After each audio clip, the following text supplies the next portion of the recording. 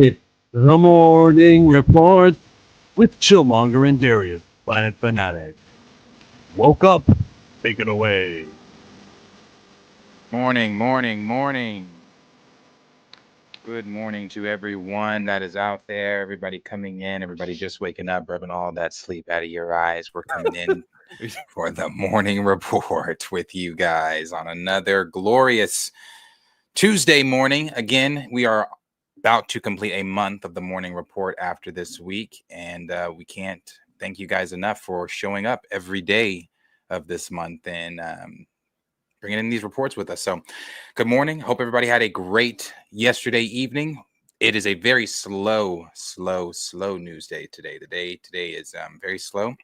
If it's not Spider-Man, it's not much going on. But we do have some things that we'll get into with you guys. We're going to talk about Temuera Morrison begging Star Wars fans to beg Lucasfilm to bring him back. We're going to talk about Ice Cube and the critics' reactions to his remake of War of the Worlds.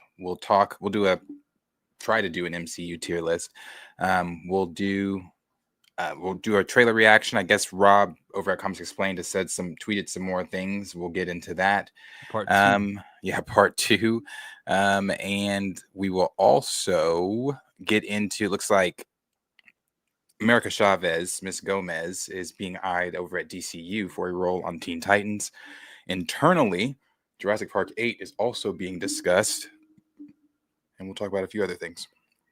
Other than that, Chill, how have you been since yesterday morning? Decent, but I still need to rub the sleep out of my eye. I feel that. I feel that. Feel that. Feel that. Get that sleep out. All right. Where do you want to start? Damn, part of me wants to go to Rob, but nah, let's keep Rob for later. How about we talk about the War of the Worlds Ice Cube movie? Okay, from the trailers, from the clips that I've seen, he's being terribly scripted. And the whole premise of the movie is that it takes place just like what me and Darius are doing now. They're on screen on a stream, uh, Zoom, Skype. What do you call those? A video call? Yeah, there it is. And like, we gotta purchase something. Okay, let me go to Amazon and then you see them log on to Amazon password, finds the item, credit card information, and then you see them go, okay, now that we're good. And I'm watching it and I'm like, dog, this trailer is a representation of what the entire film is. And I'm not gonna be for a whole hour and a half. No, I can't watch a movie like that. I don't know why Ice Cube took the job. I don't like his delivery in a lot of these. It's not his element, clearly. It's just a terrible movie that should have never been done. And they're not gonna recoup their losses on this one. I completely agree. I don't know. Would we get flagged if we showed that trailer? Depends on what the studio is. So yeah, probably. It's Prime. Prime? I don't know. I don't really talk about their stuff like Invincible or I don't know. Oh no, we will. We will. Invincible. That's right. They flagged me for Invincible. They did? They did. Yes, on the delivery and everything else that you said. I've never really thought that Ice Cube is like the best actor or a good actor at that. I think that he fits in with stuff that he's done as obviously like all the Fridays, some of the other things he's done right along the movies he's done, they fit him, like Fist Fight, that fits him. There's other things he's done that fit him. This, to me, like you said, I didn't watch the film, but I did see the trailer, and the trailer was enough for me not to get in it. Like you said, his delivery just in the trailers was like, this is not his element. This is not something he should be doing. He even looks crazy on the poster to me, but that's just me. Won't be checking this out. And if I wasn't checking it out before, after the critics' reviews, I'm definitely not checking it out. Someone had said in one of their reviews that they hope that Ice Cube melts for how bad that film was, and et cetera, et cetera. It just, again, it's at a 0% right now, 5%, 0% on Rotten Tomatoes. Was he Pretty even bad. in the room when his co-workers were giving their line? Because he doesn't even sound like he's talking about to them in the same levels that they're speaking to him when they'll ask a question or when he reacts to something they say. It was so off. Disgusting. Like one of the worst movies I've ever seen. And Ice Cube did start off with those roles, Doughboy, even in the Are We There Yet role where he was with Neil Long. Even that, Calvin? What was his name? No, that was his name Calvin. in Barbershop. No, it wasn't. Yeah, that's right. It was his name in Barbershop. His name, I don't remember his name, and I haven't seen Are We There Yet in a while. That movie though, like I get why you would cast Ice Cube for that, but whatever he's trying to play here, you're supposed to have a flash drive. I don't have a flash drive. Who doesn't have a flash drive? Oh my god, it was disgusting. So you Terrible. watched it. You watched it though. Yeah, I Okay. watched the trailer. Oh, just the trailer. Okay. Okay. Yeah, no, no, it's at a, like I said, 3.2 on IMDb, 1.3 on Letterboxd, 0 critic score, and 12% audience score, a rating on Rotten Tomatoes. Yo, salute my cup raised up to those who watched the movie on Rotten Tomatoes to give that audience score. You did it so we don't have to. Yeah. Someone said, I watched it because of the name alone. Man, was I disappointed. It's lacking so much action. The whole idea of almost every scene being shot like it's on social or from a computer was awful. The aliens were awful. The whole of them was awful. I thought it would only be like that or be like what it was just for the beginning part of the movie, but nope. He literally sits at his desk the whole movie until the end. An absolute insult to the original. I really hope Amazon stops doing whatever this is. Oh, it's Amazon. It's not. Oh, that's Prime. Yeah. Well, if I see a remake like this again, I will sue. Is Amazon? I mean, is War of the Worlds the Tom Cruise movie from 20 years ago? It is. It is. Too bad. Yeah. Someone said it was literally the epitome of awful. Someone said it's fucking hilarious. It's a must watch. Someone said you're all wrong. It's amazing. Cope. Okay, one of the 12%. I guess so. Just hearing how terrible it keeps me from watching it. This person said, well, they warned you in the trailer when they said it's worse than you think. Well, they get worse. I mean, people get meaner. Someone said, if you think these comments are mean, actually go to the IMDb comments. They're diabolical. Yeah. So, I mean, I won't be checking it out. Like I said, I did watch the trailer. I just think this is not Cube's element. Has he promoted it? Has he gone on any of the talk shows? I've not. I'd like to see him defend it. I want to see it. What is it like when? I mean, if he knows, if he's tuned in and he's like, "Oh, they all hate my movie." How does Ice Cube respond to that? Or is he like, "I'm an actor. I get paid regardless. I'm getting paid to be here." Yeah, I bet he's thinking he's getting paid regardless for this, because it's just like, I mean, it's a War of the Worlds remake. Was it his idea, or was he approached just to star in it? Yeah, Prime would approach him to star in it. So I didn't know if he maybe went to Prime and said, "Hey, I want to do this remake."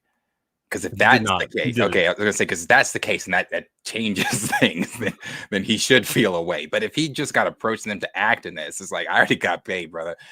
I didn't write this. I just did what they told me to do. So Whatever they paid him is not worth it, because you need to have a good reputation. You got your basketball league. Like, he's been having such a great year with the baseball game performance during the World Series. And then if you look at how he scored Dwight Howard for the Big Three, and he's been doing lots of media positive portrayals, positive appearances, and then we get this. Ice Cube dropped the ball. yeah. I mean, but hey, you guys let us know. Are you checking out War of the Worlds? Are you going to be watching on Amazon Prime? It's there. Maybe you could be the one that likes it and add to that, make it 13%. But we've also got other things on the docket. What else is on there? What's next? Would you like to shift to? Temuera Morrison needs fans' help. He does.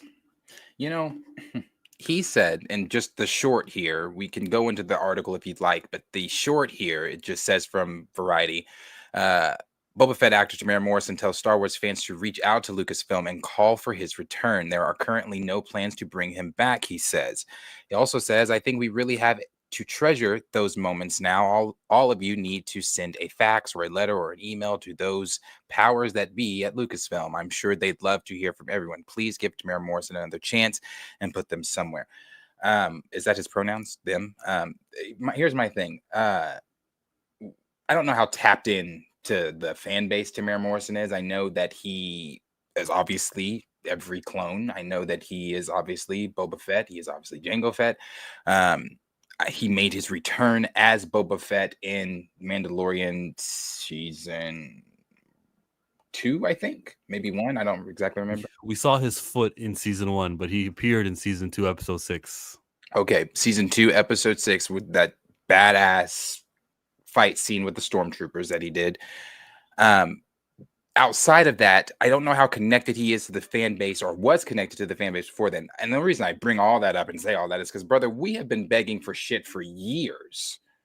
We've been asking Lucasfilm for shit for years. We've been sending those fax and letters and emails and tweets and everything. Some people threats, and it doesn't matter what we do as the fans. Lucasfilm is obviously going to do what Lucasfilm wants to do. So I think whatever it is, you, Temuera Morrison, would have I don't know if you've done this, you would have a better chance of actually knocking on Lucasfilm's door than us as the fans. They don't give us shit at all. At all. And I think it is also very sad if he's not being used. We're having talks of a book of Boba Fett, sorry, an Obi-Wan Kenobi season 2, which I don't think should happen. I didn't think 1 should have happened, but I don't think 2 should happen. But if you're doing 2, I've seen people saying, okay, well, this is an opportunity to bring in Cody. There you go. You could have Cody come back, or where's Cody been? You know, we had what was it, Bad Batch, or season 7 of the Clone Wars, episodes 1 through 3 of season 7 that touch on the clones and Stecco Minor and where Echo was and all that kind of stuff. You kind of see Cody in episode 1 juggling with the Order 66, the command, and what it meant and how clones were defecting and things like that. But we know in Legends where Cody went. In Legends, Cody ends up part of the Empire. Obviously, Legends doesn't matter. And this new canon, we still don't know where Cody's landed. That could be answered here, so you could cast him there. Yeah. Ahsoka season 2, you want to have him as Rex and some flashbacks that we're hearing we're supposed to be getting anyway.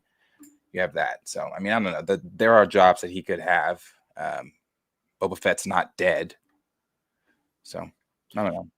If I expand my mind and I remember that Mark Hamill said, I'm done with Star Wars, that's it. And then we got to see, the deepfake stuff at the end of season 2. So this could be more so of that trickery. Guys, I'm begging you, please let Lucasfilm know how important I am. They want us to not believe he'll be in Obi-Wan Kenobi season 2 where he is Cody. So could be tricks. Very well could be. I mean, I think it's the smartest thing to have him in season 2 as Cody. Doesn't make sense not to have him in season 2 as Cody. It doesn't make sense to have a season 2, but if you're doing it, why not? I don't think it doesn't make sense to have a season 2. I know we're talking about this character in Temuera Morrison, but you can still do a season 2. Just don't repeat things from season 1. You don't have to have Baby Leia. You don't have to do retconny stuff. Qui-Gon Jinn should not appear as a Force ghost. Just stick to what's supposed to happen in that time period. Make it realistic, and maybe a little bit more scenes with Luke. See the developing relationship between he and Kenobi. They're allowed to interact sometimes because they knew each other when we watched New Hope, Star Wars. This is true. They did know each other. I mean, to an extent, though. Luke only knows Ben as Old Man Ben that lives out by the dunes. Crazy Old Man Ben that lives out by the dunes. His uncle in comics, which these comics are canon, has told Ben several times, because Obi-Wan would also constantly try to bring him gifts and toys and things like that. And Owen would always tell him, stay the fuck away. Huh. We don't want your help. Stay away from Luke, blah, blah, blah. So they didn't really interact like that, which is, I'm not going to go into the stuff I hate about Obi-Wan, but I mean, it's fine if they do. It's just for one day. one day there's a threat, and that's why Obi-Wan says, "Yo, I gotta keep close to where you guys live. There's a threat." So, hey, Luke, what's up? And then Luke's playing with his toys, and he goes, "Hey, your name is Ben, right?" And they can chat, and they can have a little moment like that. And the reason he thinks he's crazy is because I don't know, he was using the Force to keep an enemy away, and he was like, "Look at me, look this way, don't look that way." And they're like, "Oh, I just this." can't. And I can't rationalize with it. I can't, just because it's just they've broke canon so much that any more canon breaking, like the fact that Luke even saw a lightsaber, breaks canon. He never even should have seen a lightsaber. He didn't even know what it was when he picked one up in episode 4. You would think, I'm being chased by a lunatic with a red lightsaber that's trying to kill me and my family. That's something I'm going to remember even as a 19-year-old. Hey, Ben, this is the thing I got chased with when I was a kid. But see, now we're adding things that should never even be. So when Ben is interacting with Luke, it's like, heart stop. Why is he interacting? He's supposed to be watching Luke from afar and protecting him from afar. One, the Larses want nothing to do with Obi-Wan. They blame Obi-Wan for the death of Shmi. They blame Obi-Wan for the death of Anakin. They blame Obi-Wan for the splitting up of the twins. They don't. So it's just like him interacting with Luke is a no-no. Him even going on that side quest with Leia, that never should have happened. He didn't even know who the fuck she is. She didn't even know who the fuck he is. So it's just a season 2. What are we doing in season 2? Are we going to Dagobah? What are we? Are station. more? I mean, it's just like, I don't know. I don't know. But put Temuera Morrison in it somehow. Maybe But he put can him in it. kidnap Luke with a mask on. So, I yeah. think Luke stays the fuck out of it completely. If you want to do a season 2, then you do. You can do like something where Obi-Wan maybe goes on a mission. I mean, it's not like missions aren't had in the comics. He fights Chrysanthemum. Chrysanthemum. That's the reason Chrysanthemum has that slash over his eye. You could expand on some of the things like that. There are things that happen, like Boba Fett himself goes after Obi-Wan during that time, because of Vader's obsession with Obi-Wan and the obsession with trying to find him. Even in the comics, he sends Boba Fett to even investigate who Luke is, to find out more about. So you could expand on some of that stuff. It's just, I don't trust them. Obi-Wan's gonna fucking go back to Coruscant in season 2 and speak to the Senate. And there's rumors Liam Neeson's coming back. So okay. I just was yesterday years old when I found out that he said that he was chasing down a black man when, I guess, his sister died in a car wreck with a black man. And I maybe correct me if I'm wrong, the black guy fled or something. And Thought it was his friend, but it was oh, because. okay. And then he went to the pub every night with a bat, going like, "I'm gonna get a black bastard," and it didn't have to be the specific one. It could have been anybody. Yeah, that the Force ain't right there. Something's not sitting right. I don't like that. I don't like that. I'm like, oh no. I didn't know that. He told the story. He wasn't caught. He told that story because he was trying to say that's how it is, and I was wrong for that.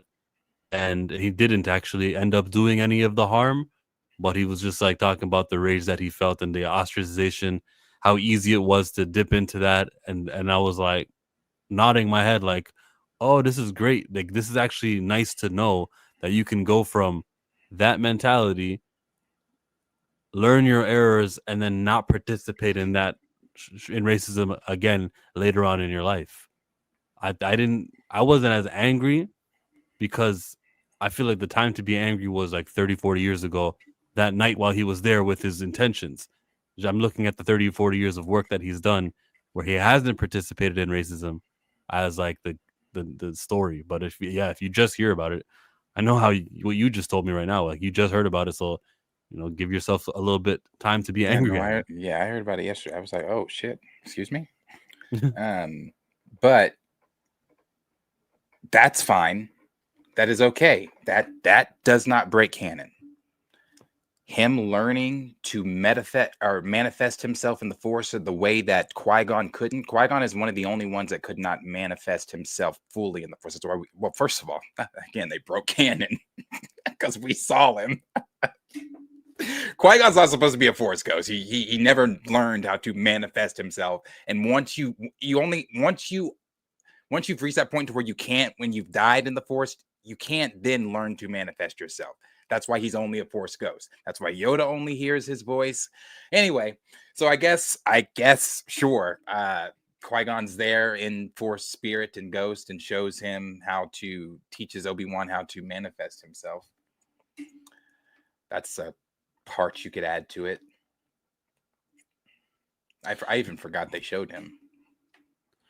Really, that made big news. Then oddly, Liam made a cameo in Atlanta joking on that. Y'all should watch Liam Neeson's clip in the show Atlanta. I would. Do you want to do it? Why not? WWE struck us yesterday.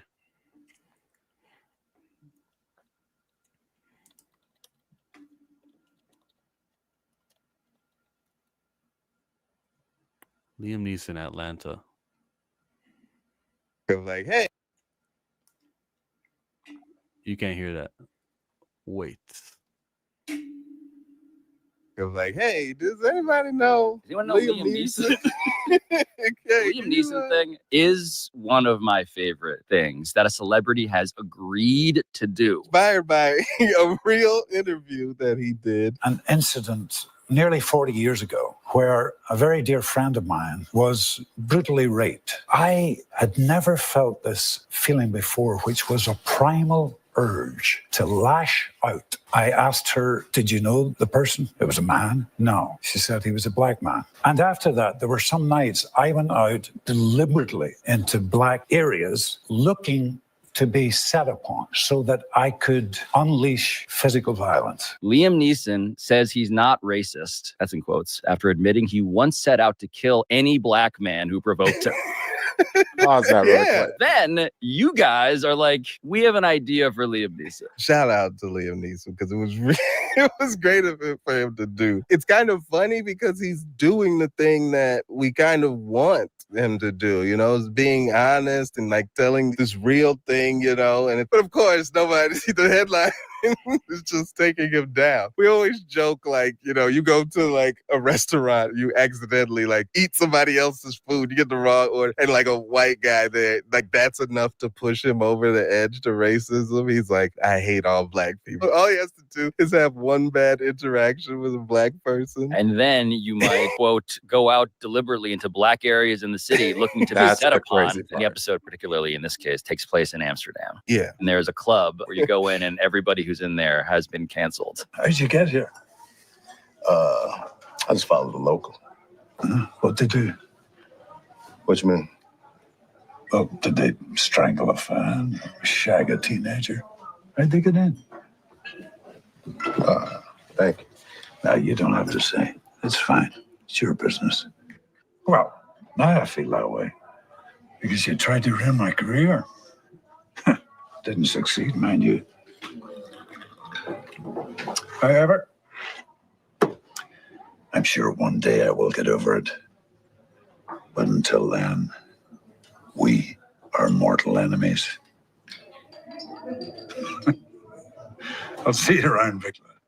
Like, hey, does anybody know? Does anyone know Liam? Maybe I have to watch Atlanta to get the context, but I don't think it was that funny. And I just going into black areas is insane. Hoping somebody would test you so that you can get that black bastard. He's Irish too. Oh yeah, his folks owned slaves. For sure. Okay, Liam Neeson, not a racist, said some racist shit 40 years ago. Scottish. Okay. They owned them too. Not a racist. Said some racist shit 40 years ago. Qui-Gon Jinn. I want to make sure he's Scottish. I feel wrong for saying that, but I know those voices. Well, Northern Ireland. That's where they got us. He's from Northern Ireland. So he's Irish. There's a little bit of a difference, but sure, yeah. Ireland And Northern Irish, Ireland? Mexico, Northern Mexico. Oh no, there's actually it's like a separate country. It's like okay. Sorry, didn't know it was. Don't kill me on my geography. Didn't know it was a completely separate island. I tend not to pay attention to colonizing places, but did not know that. Yeah, I think they're part of the United Kingdom with Scotland, Wales, England, Northern Ireland. I believe are part of that. All right. What's next? What's next? Well, you did say something. You did say something that made me think of today's this or that. When you talked about trusting them, and yeah, you don't trust them. Who do you trust more? The choice is yours. You can get with this, or you can get with that. You can get with this, or you can get with that. Yeah, Temuera, Morrison. Who do you trust? Dave Filoni, Jon Favreau. Type it in. You got the control of Lucasfilm. You're the president, prime minister of Lucasfilm. Now you get to hire somebody to create all of your Disney shows, all of your movies, the brain. Who is your George Lucas that you hire? You choose between Dave Filoni, Jon Favreau, and they can't tag team work together. That's not an option. Chat, this or that, Dave Filoni or Jon Favreau. It's a hard one. It's a tough one. Both know their stuff. One knows his stuff a little bit more, Dave Filoni. But when it comes to making movies and TV show entertainment-wise, Jon Favreau is what, 100%? Has he had a dud? So you could go with this or you could go with that. And when it comes to the Kenobi show, who would you rather have? Are you asking me? Yeah.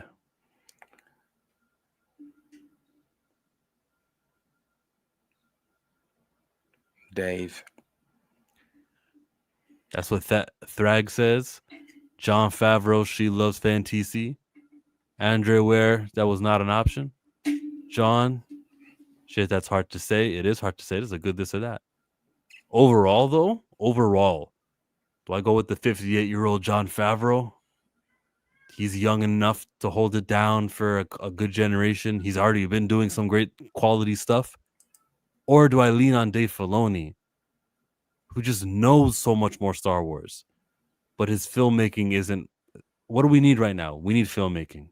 We need quality entertainment and not deep reaches into the lore. We don't need things like references like that. I think Jon Favreau might be the guy if I could make him the president. And unfortunately, it means that I don't get Dave Filoni in my scenario of this or that. They can't work together. So Jon Favreau, if I got to choose between the two. But chat are very heavily behind Dave Filoni. Next to the maker, he's the next best thing.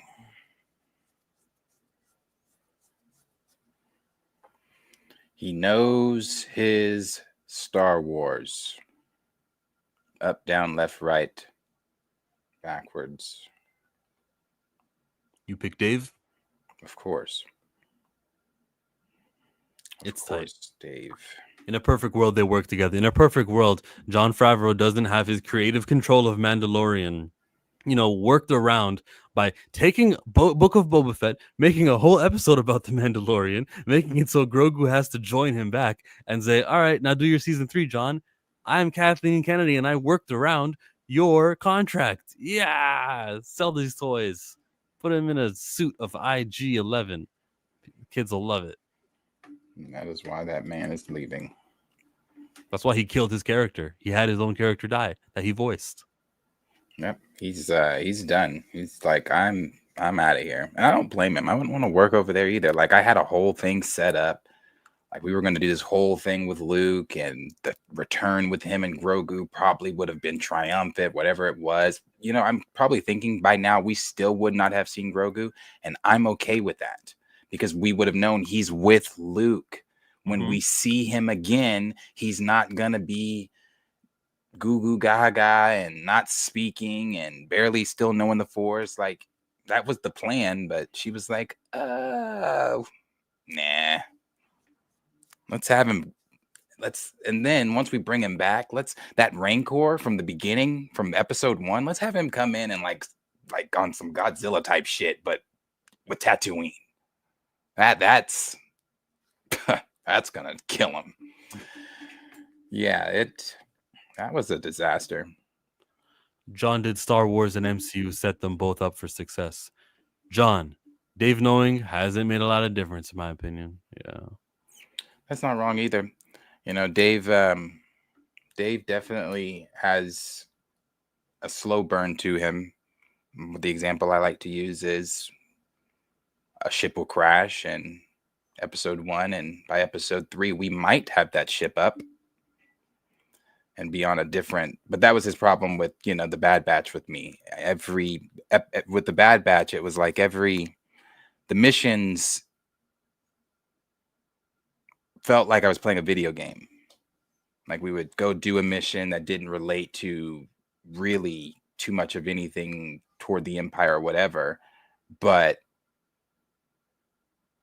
then after you do that mission, you go check back in with the Sid girl, and she's like, okay, well, I got another mission for you. I swear it was like a PlayStation 1 video game.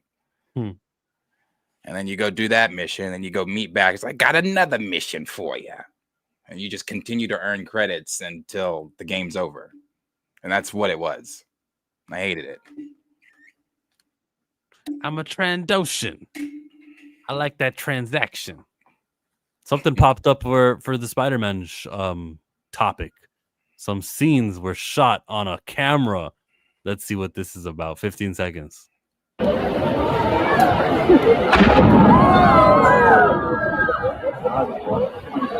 Is this real? Yes, they are doing practical swinging.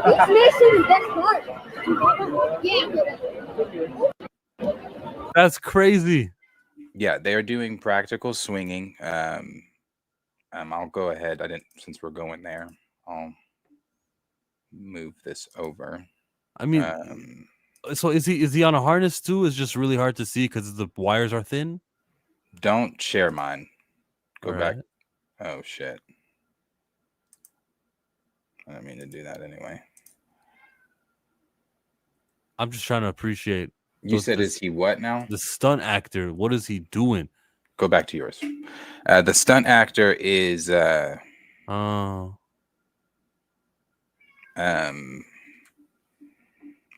don't know, practical swinging for whatever scene they're filming currently. I know Punisher wrapped, so Bernthal should be there this week.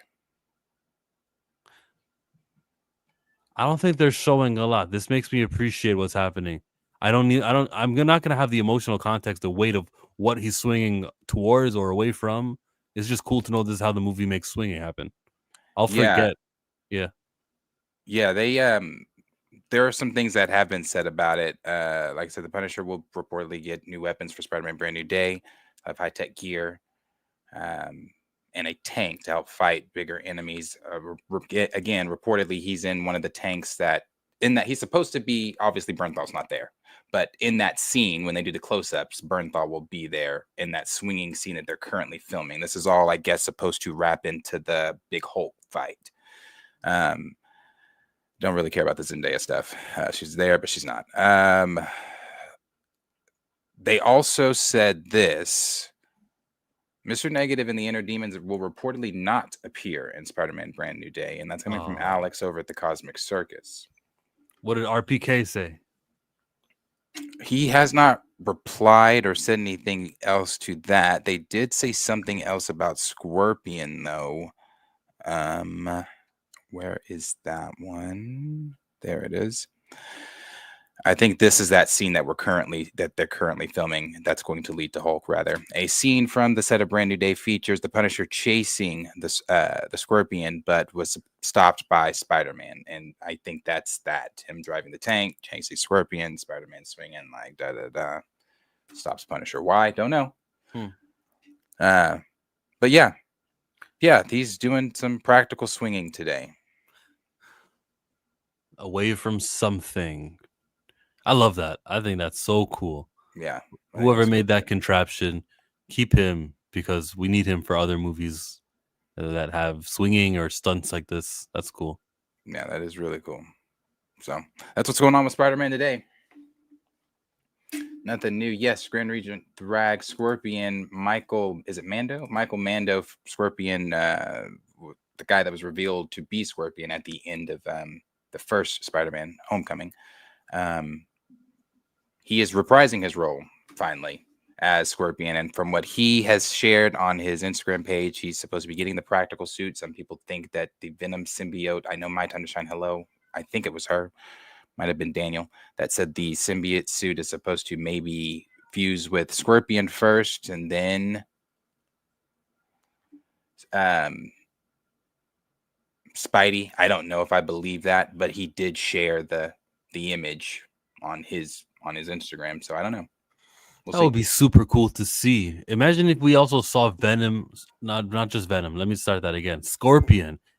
If he was in She-Hulk being defended by her, and she's the reason why he gets out, and we'd have like something that built towards this moment, something else aside from a 2017 movie. I think that would have been like a good world building inclusion or usage of your TV shows. A lot of the cases She-Hulk took weren't relevant or referenced again. Like she helped out Wong, and Abomination wasn't really relevant to that Hulk movie we watched in February, Brave New World.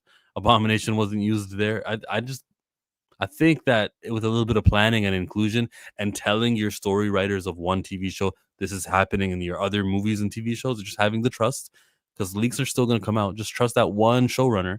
Tell them, help build us Scorpion for our Spider-Man movie, if they knew what they were doing. But yeah, homework and all the stuff they say. Was it Daredevil or She-Hulk that we learned the Sokovia Accords were null and void? Sounds like She-Hulk, because I didn't watch Daredevil, and so that must mean it was that She-Hulk. Okay, She-Hulk then. That was probably the only other relevant thing from She-Hulk. But well, then they tried to give us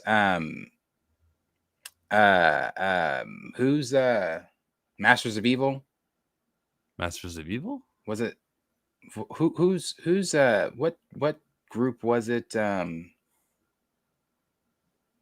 that the leader's on? The leader is part of a group. It's the Serpent Society. Oh, it wasn't Serpent Society. Who were they teasing in She-Hulk? I don't know. Oh, I don't remember. Intelligentsia. They were teasing in the Intelligentsia and She-Hulk. That didn't go anywhere either. No. But it was in She-Hulk. Yeah.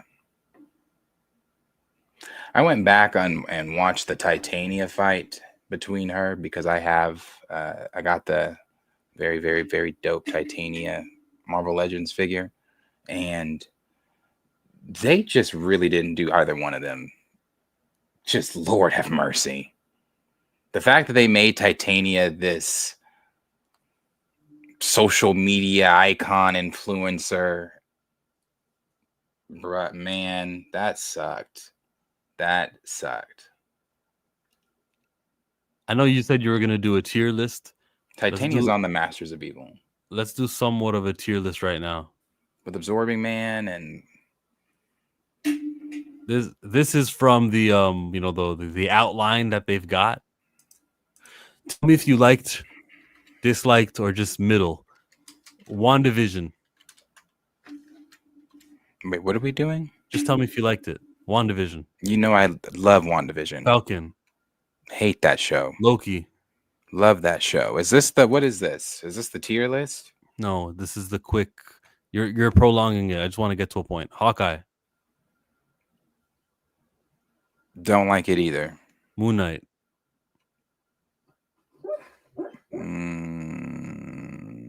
No. Middle. Ms. Marvel. It's okay. I can't say I'm not doing middles. I'm doing yes or no. Ms. Marvel. It was fine. Yes. She-Hulk. No. Chala. Secret Invasion.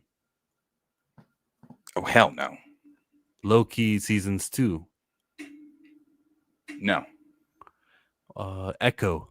No. Agatha All Along. Yes. Daredevil Born Again.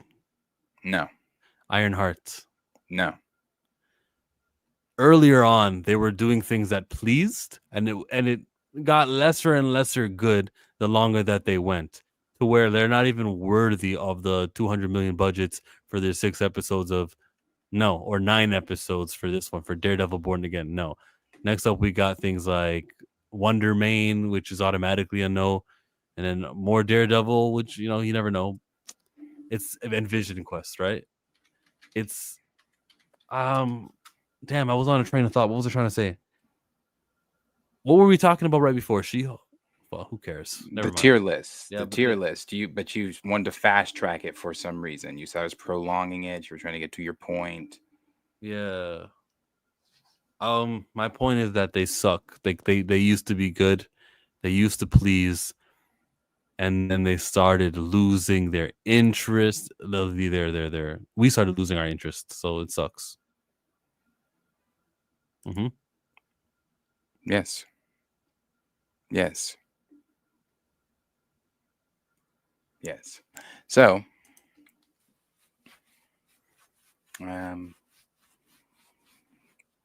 were you not wanting to do the tier? Yeah, let's do it. Well, hold on. Was that it for all the things we were going to talk about that's current? No, there was like three other things. This one just kind of came in not too long ago. Let me check this really quick. Make sure here. People have been resharing that video from when Tom was hanging out with Zendaya's family. I reshared it this morning. I love that video. I love that video. That shit is funny. They said his spider senses is tingling. Oh, funny. No, just the Mr. Negative won't be in there. Okay, there's nothing besides that. So let me go back here.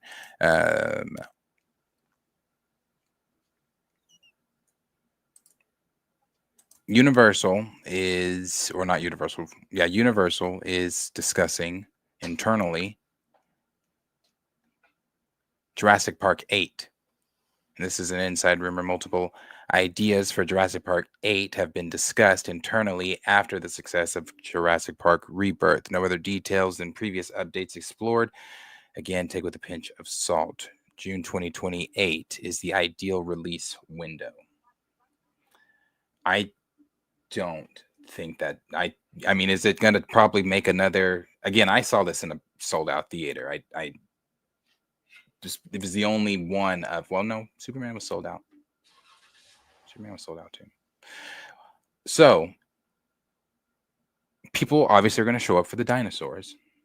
I detested this one, just like I detested the last and the last. Now, I like the first one with Pratt, that reboot. That's a good one. But the ones after, and then this one, I did not like it. I did not like it. There was no consequences. There was like no stakes. It didn't feel at no moment did I really feel like they were in danger. They were supposed to be on this island with, morphed and disfigured species that were experimented on and mixing genes. And we should have seen more of that. We should have, to me, the fucking flying raptors should have been the main damn things after them the entire time. You know how you typically in the movies you're using the raptors, like especially very well in the third one and the first one, you use the raptors juxtaposed to either T-Rex or in the third one juxtaposed to the Spinosaurus. And the raptors are after them the whole time in the third one as they're, trying to get off the island. But so is Spinosaurus. You advertised this xenomorph, big-headed, 8-armed beast that we only saw for 4 minutes. And and it didn't do shit. And so I thought that those little flying raptors should have been the things chasing them the whole time, that you should add the stakes there. The stakes weren't even high enough, even after the mythosaur, once you got on the island. Once you got on the island and you know that the Spinosauruses are amphibious, why aren't they chasing them on the island? It's like, what are we doing? And then, like, there was even the moment where they were in that puddle and they were talking, and then that eel thing came. Why not use that? Like, there were just no stakes. There was nothing. It was like literally get to the little docking plane, and that's it. And then on the way, we'll sprinkle some dinosaurs because hey, it's Jurassic Park. Who are the warriors in the dinosaur movie? Because I didn't watch it. Who are the warriors that they had fighting against the good guys? What do you mean? I was trying to make a joke about the Raptors are better than the Warriors. That's why. It was just my setup. I'm sorry. Yeah, no, that was terrible, and they're not. But we were in 2019. Yeah, it takes better to it takes more than just being good once to call yourself better. Yeah, you know, I've been good once at things too, but I'm not better than a person that has been good at them multiple times. But I'm not going to go on that route. It was just a terrible movie. So whatever they're trying to cook up with an 8, I don't know what more you can do. I know people were saying, "Oh, I wanted them to go the Planet of the Apes route." Hard stop again for me. I don't want that. Are you talking about where we're in an alternate reality now and they're talking? I don't want that. What? Dinosaur friend. Yeah, like I don't want that at all. That sounds terrible. It sounds terrible. Like if you want to see a version of that when Alan Grant is having that dream in the beginning of the third one, he turns and the raptor's talking to him. That was awful. It's awful. So no, I don't. We're talking like, so you think Mark Wahlberg's Planet of the Apes, where he shows up at the end and they're pulling up in cars and dressed as police officers and holding guns and shit? Are we talking that for the dinosaurs? Because if so, bury Jurassic Park. It should have stopped at the last whatever one. What if they were smart? Okay, imagine this. A dinosaur he's been trained to communicate. He's been trained the language of English. And then he's like uses his claws against a rock and he spells run. Like, whoa, he can spell. Like, okay, he can't speak. He doesn't have vocal cords, but that's his form of communicating. I don't like that. I think that would be cool. Then you see another smart dinosaur, except he's evil. And then he says something like, stop, or he's at the scenario where he okay, yeah, it's literally Planet of the Apes. Get your stinking hands off me, you damn dirty ape. And then the shock of no, and then the audience, oh. So we're doing that again, but with dinosaurs. I won't be there, but y'all tell me how it is. Look, what do we just look at? 700 million right now. It's still going to be growing. There's going to probably hit 800. It could be 900. They'll be fine. The international audience has not given up on Jurassic. If you will indulge me, is it okay if I check out the market for China? Sure. 75 million. I was wrong. That's not that much. It could be doing a lot better than 75 million. Yeah. Well, it's fine. You want talking dinosaurs? There are 16 Land Before Times. Yeah, and how many times has the Power Rangers returned to a dinosaur-themed season? That was in the 90s Super Mario film. Yeah, no. Super Mario film evolved dinos were the villains. It was that. There's also that buddy cop film with Whoopi Goldberg and those futuristic dinosaurs where her partner is a dinosaur and they're investigating a murder or something. Yeah. It's the dinosaurs from the TV show Dinosaur where they like had the pink little ugly baby. Mom and dad worked. You don't remember that show? No. Whoopi Goldberg's filmography is way all over the place. Yeah, it is. Little Rascals. Little Rascals. She's supposed to be her mom. She was one of the kids' mom in Little Rascals. Yeah, was she supposed to be Dreadhead's mom? Maybe. I don't remember the kids that much though. But yeah, she was on Mom, and she was on Prime. She was on the show Harlem. That was cool. Darius with the terrible memory deep cut. Theodore Rex. What does that mean? I think that's the dinosaur's name. Buckwheat's mom. Buckwheat's mom. Yes. She's Buckwheat's mom. I can name one other character on there. No, I can name two others. Alfalfa and Delilah. And Petey. He was the main character, right? He was Alfalfa's best friend. He was the leader of the Female Woman Haters Club.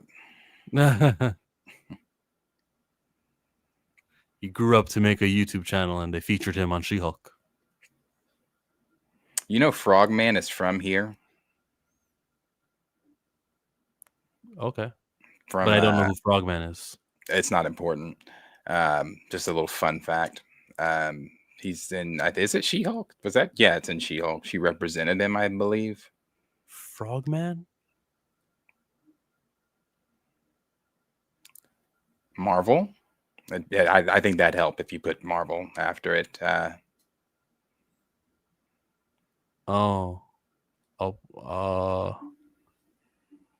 He was in a She-Hulk TV show? Yeah, he was she represented him, but they didn't call him Frogman. They called him Leapfrog or something. Because his suit was being made, and he didn't follow the instructions for washing the suit, right? He was like a villain. They had to take him down. Her and Daredevil. Yeah, her and Daredevil had to take him down. Oh. Okay. It was in his episode or something. Yeah, his Marvel Legends figure. I watched every episode. I should remember that. Yeah. Yeah. So anyway, Jurassic Park, that's what they're doing. They're talking about it right now. And I guess if these films continue to make close to $1 billion or over $1 billion, we will be looking at Jurassic Park 12, we could be looking at mechanical dinosaurs or something I don't really know where else they can go with it. I mean, we've been to every island. We've destroyed an island. We've been to an island now that they've been mutated, which sucked, which could have been so much. That one of the things they kept saying too, leading up to this was, we wanted to lean so much more on the horror. Fuck you. I'm so sick of people saying they want to lean on horror, and it's not horror. There was not a moment in that film. The only thing I can say that probably gave a good thrill, and I use thrill lightly, is when the mythosaur showed up in the water. That was probably it. That was it. That was great. I actually liked that. But the death scene in it was awful. You killed 2 people. If I said in the movie theater, if they had balls, that little girl would have died. She'd have died on that raft scene, because there's no way she should have survived the raft scene. T-Rex should have ate her, and the dad should have mourned, and that should have been something we left with, oh my God, that little girl, she died. They did it. But no, somebody on that raft should have died. Everybody survived. T-Rex left hungry. And I'm like, what is happening? Why is no one dying? Since when don't people die in Jurassic Park? I don't know. It's just really fucking not great. Not great. And you said you didn't see it. You did see it. I didn't. No, I'm reading something. Sorry for not listening. Jurassic Park. You didn't see it, or you did see it. Rebirth.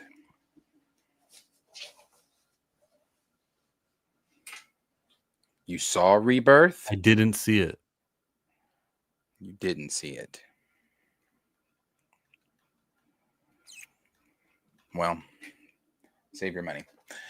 Next thing, Star Wars thing, the last thing for the tier list. Lucas, and this is just kind of new, 57 minutes ago. It says Lucasfilm plans, and this is where I was talking about some people. Lucasfilm plans for the Star Wars New Jedi Order era have been revealed. It is similar to the Mandoverse. It will begin with Daisy Ridley's upcoming film. It will gradually build toward a major event that brings together characters introduced in past films.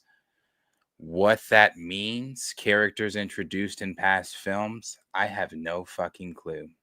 Because, and see that, I'm not gonna. I said I wasn't gonna be like "Rah!" today on topics, but as some of you know, and I'm gonna stay on this tone. As some of you know, I love Star Wars so much more than anything.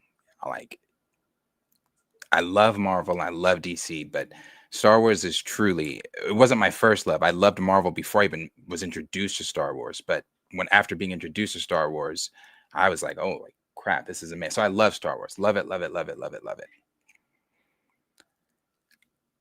They are treating this as if this is the multiverse, as if this is the MCU.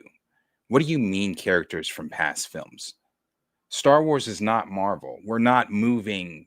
We keep going forward. There's no way to go backward. Now, the only thing that's been introduced to us that is still a mystery to even us as fans, that we thought we were going to get more explained in Ahsoka season 1, maybe it'll be explained more in season 2. But that's the world between worlds, and we don't even really know how that works. And the one thing that they have stated over at Lucasfilm from Dave's mouth is it's not time travel. It is not a way to go back and fix things from the past. That's not how Star Wars works. So this whole thing of seeing characters from the past, I mean, maybe I'm over exaggerating, maybe because I don't have really the full context of that, but just those words alone in a place that I already am in as a fan of Star Wars, that sucks. That's terrible. That means, again, you don't have people in place that know what the fuck they're doing, that know what the fuck they're talking about. And then you're starting it with Ridley.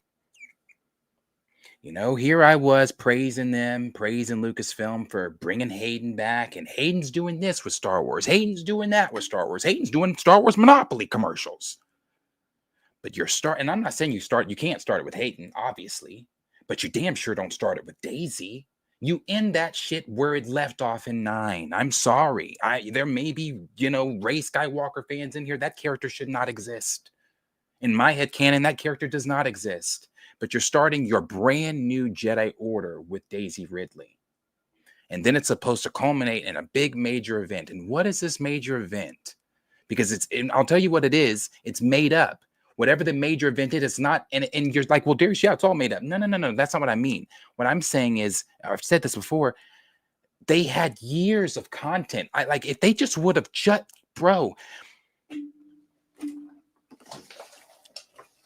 if they would have just, as he reaches for a toy, gone this route, very simple, very easy. I'm only grabbed one of them, but there's so many more. If they would have just gone this route, there's 10 plus years of content here that they could have gone off of. And you don't have a Rey. You don't have a Hermit Luke. You don't have, what's his name? Kylo Ren. You don't have Snoke. You don't have any of that. And they did all that to botch the Emperor. And I love the Joker. That's still my all-time favorite villain, but a very close second is Emperor Palpatine. And the reason is not just because of what I'm sure typical fans have seen of Palpatine in episodes 1 through 6, but it's the deeper lore with Palpatine. It's the contingency plans he had after being thrown down the shaft. The stuff you see with him. You thought he was a problem when he was older, when he transferred his essence into his younger body, cloned Luke, had Luke fight Luke. Bro, that sounds Marvel. That does. That sounds like some Marvel shit. That's science fiction. Well, then they got it from Star Wars because that's a very old. That's old. That's old. Before the MCU, before Downey Jr. and all that stuff. So what happened in that is the hand that got cut off by Vader. The Emperor obviously always has a plan A, B, C, D, E, F, and G. Got that hand, cloned Luke, had Luke. And his own clone of Luke, had an apprentice of Luke, and had a younger body of himself. I mean, Thrawn's a part of it. You have a Jedi named Sabaoth that's a part of it. Like, you can go so deep And that's just one story, bro. They are going that way. Those people in Tatooine who had their modded bodies, one of those doctors is the leading engineer in cloning technology. So he took that arm, that hand, that wrist off, and see they were building towards it. So when you watch Book of Boba Fett, see those dudes on the Vespa, they know a guy. The head surgeon is the head surgeon from the Empire. There it is. What They're is that? building. I'm gonna get one of those. I've been meaning to get one of those pad things with sound effects, so I can get a boo one, because that's a boo. It's a terrible, terrible, terrible. So they're gonna botch this, man. It's going to continue to be worse. You can't fix Daisy. Like, you can't fix Rey. You can't. There's nothing they can do to redeem this character within the fandom. It's not possible. We need time away from her, and then I'll entertain. Okay, what's she been up to? Has she been reading the ancient Jedi texts? How can she help us in the world? Yeah. I don't want to give up on her. I mean, but how can I not give up on her when they made her Star Wars Jesus? And then Like, unmake her that powerful. Unmake her. But it's not even like, okay, so then what are we doing? Are we retcon? Because the only way I'm accepting Rey is if we not retcon her, but we strip all that shit. You want to bring Rey? Sure, bring her in. But she's not a clone. She's not Palpatine's granddaughter. She's not all-powerful Star Wars Jesus. Okay, so she was lied to. No, I said strip all that. Like, none of that shit exists. So, that story plot, none of that exists. You want Rey? You have to rewrite that completely. Rewrite that, because there's no redeeming that. You made Luke Skywalker your franchise character a hermit. You completely botched Palpatine's whole cloning shit to insert this made up character. Then you made her a Skywalker of all things. You can't fix Rey. Her first episode, where it took Luke 3 episodes, and by the 3rd episode, he still was not a master in the Force when fighting Palpatine and Vader. Her very first appearance on screen, she manipulated the mind of a stormtrooper. How? And she didn't even know what the fuck the Force was. She didn't know what the Millennium Falcon was. All she heard was whispers and rumors of Luke. She didn't know shit. She was a scavenger from Jakku. No, she's not redeemable. She's not redeemable. None of that. 7, 8, 9, none of it is redeemable. None of it. At the end of 7, 7's not bad. I don't want to put 7. I don't want to put 7 really in the same category as 8 and 9. 7's not bad. You're right. I can explain 7. Yeah, it's not terrible.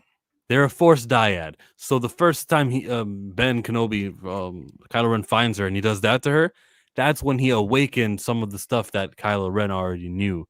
And that's why she could tell the stormtrooper, drop your weapons. See, it was after Kylo established the connection. Luke Skywalker is the son of the most powerful being, one of the most powerful beings in Star Wars, arguably the new father in Star Wars. So you're telling me that this scavenger from Jakku, who's a clone, by the way, she's not even really a real person, she's a clone, is more powerful than Luke Skywalker, and he didn't even know how to do any of that shit by Empire. I'm also not interested in seeing her, and if they never use her again, I'm not going to complain. Where's the Rey sequel you promised us in London in April of 2023? I need that movie. Nope, not there. What's Charmin Obeid-Chinoy been up to? If she was hot, maybe. Don't. Mara Jade, no. We're not going to pretend like sex appeal is not a thing that sells. It is. Like, if everything happened and she looks like Scarlett Johansson, I'm still mad. Oh, no, I'm still mad. That doesn't change anything. But Mara Jade is a character, too, that has major sex appeal in Star Wars. They're never going to do it. But well, they can't do it. They can't do Mara Jade. She's Luke's wife, and Luke's dead, and all that stuff. So, she's one. Talon is one. Talon, the sex appeal Talon has, we will not see that in that show. She's going to be covered head to motherfucking toe. But Talon's fucking hot. But she's not going to have that appeal. Yeah, the Twi'lek girl. She's not going to look like that in this show. So sex appeal really does that shit sells. And I saw something recently on Twitter. I say recently, I mean like 3 minutes ago, that Disney Plus is coming on September the 3rd, Lilo and Stitch. And dude said, that's it. Disney's showing WB the difference a longer theatrical window can make. Lilo is all set start streaming at no extra cost on Disney Plus on September 3rd, Labor Day weekend. 105 days after hitting the theaters and grossing $1 billion so far, something a Minecraft could have reached as well, but oh well. So I agree with this like notion that when you delay how long it takes for a movie to go from theatrical to streaming, when you stretch it and you don't make it 45 days or 60 days and tout my streaming service is so awesome because you can get the movies quicker than the other ones. Well, all you're doing is chewing away at your box office. All you're doing is training moviegoers. And that's not just for your studio, but for all studios, that these things eventually end up on a streaming service I pay for anyways. Streaming is the final destination. Streaming is the library that collects your IP. Don't put it in there after 60 days or even 90 days. They're doing 105 days and they're acting like that's a long time. But I remember when I was younger, it took a whole year for it to get to home video. I don't think that we should be celebrating this. 105 days is still short, but because it's better than what Warner Brothers does, where they eat into their movies, Minecraft, I think April 18 was Sinners, July 4th was the theatrical was the streaming release. So if I do math, that's 2.5 months. That's too soon. Let's wake up. Let's think about what streaming is supposed to be, and stop treating streaming the way that this article from Collider is about to treat streaming. So John Cena had a movie in 2023. It was called Freelance. And in the Freelance film, you probably don't even recall it or seen a trailer for it. It was a flop, but his flop is now one of Netflix's most watched titles, coming out of Collider, written by Ariel Sidorio. Before Cena returns to DC as Peacemaker, fans are tuning into this action comedy that was not only poorly received by critics, but was also a box office flop. Freelance, since its recently streaming release, it's found a second chance at success on Netflix, proving that not all films need the theatrical treatment to find success. It's not success if people are watching something on a streaming service. Actually, what we need to ask is, how come a movie from 2023 didn't go to the streaming service of Netflix, within that 90 days, within that year? Why did it take until now for Freelance to even get to Netflix? Because it was nothing.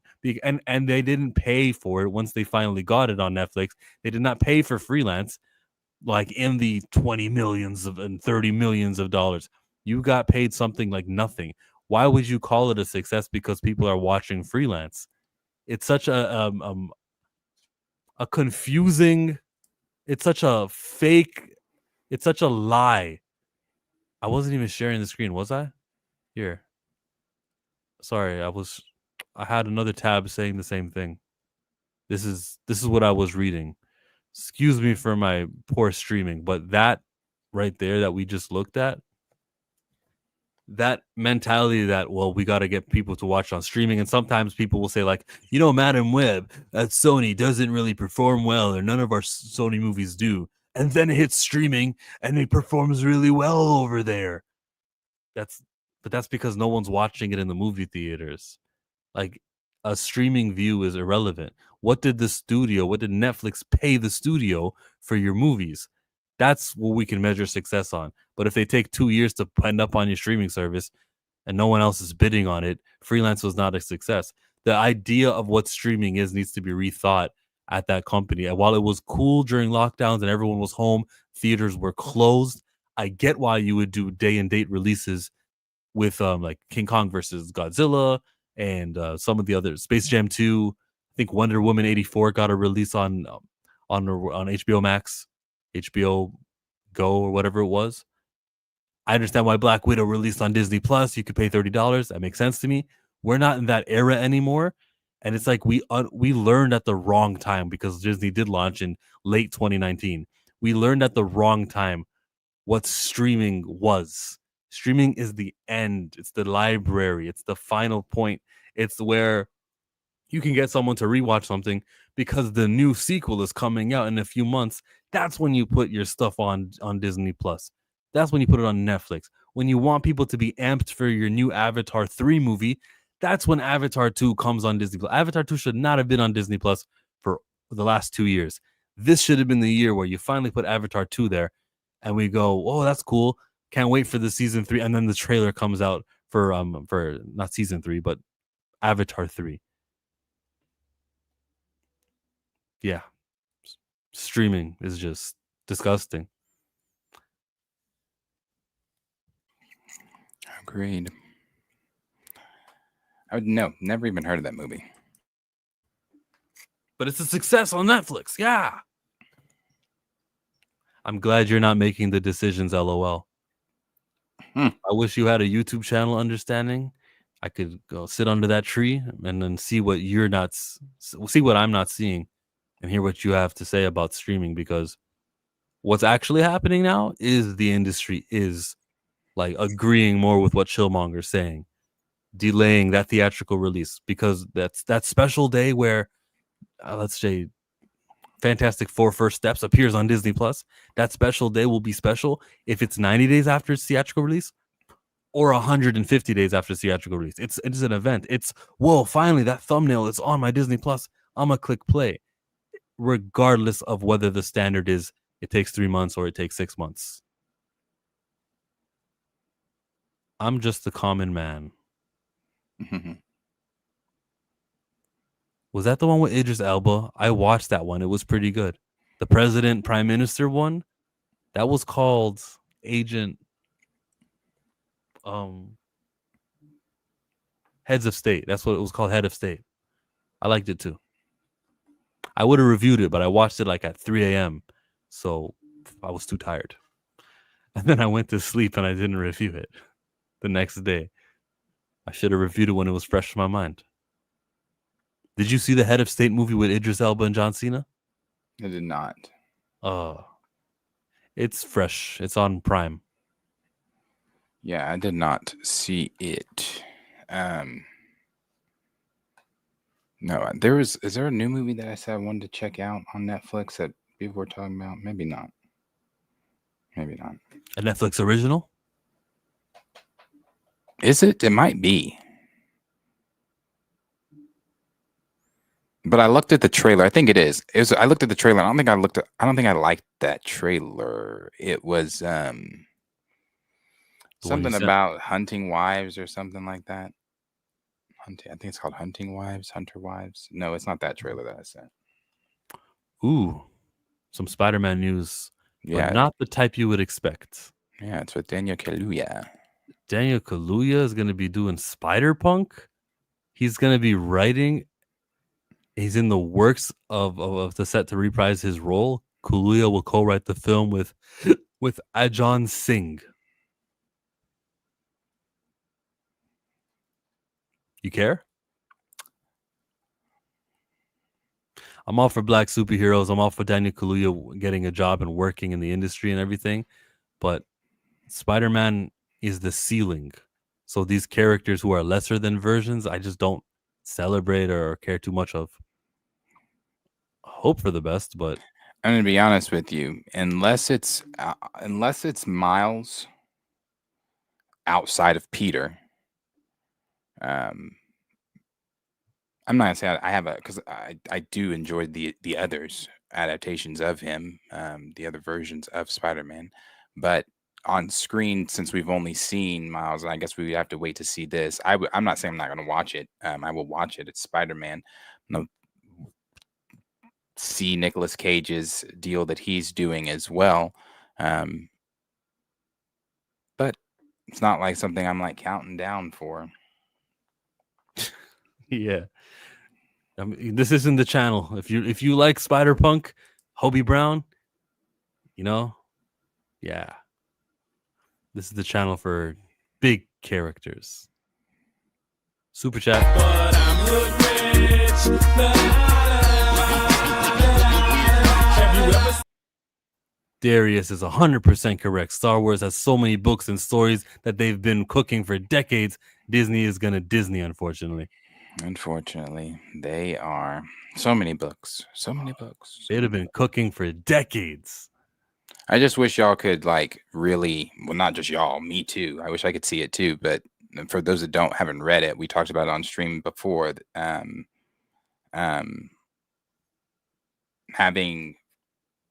Having threats from the unknown regions come in, it's just there's so much they could do. So much they could do.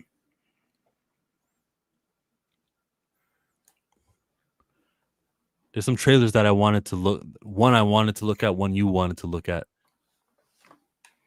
Yours was a horror trailer. Why did you want to watch a horror trailer? Because of who created it.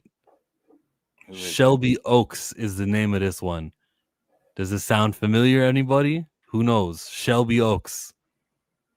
Matt Stuckman, or Chris Stuckman, sorry. Chris Stuckman is the executive producer. That is that YouTuber who does reviews on his channel. And now from the review to the trailer, let's see what he's got. Hold on. Don't play it yet. Give me just like 1 second. Maybe like 2. Okay. Only selling action figures and new rides at Disney. That's all they care about. What? Spider-Punk? I will totally start talking like that. What? Spider-Punk? I will totally start talking like that. He's not American, won't be watching. Oh, you're not a real account, Bucky's. You're not a genuine human being who believes.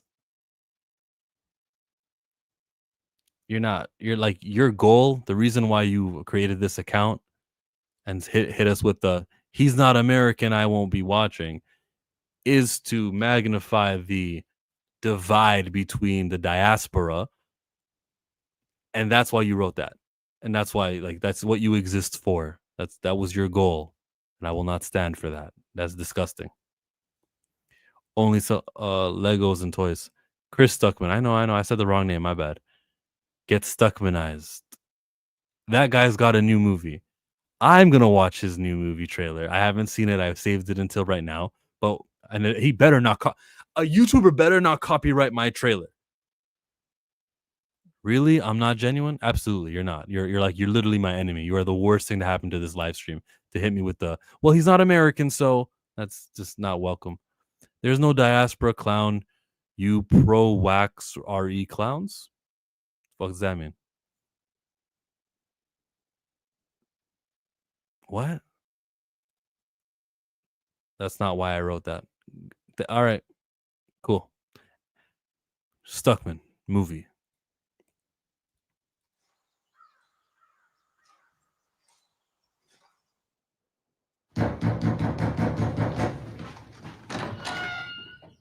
You need help? She finally let me go. Huh.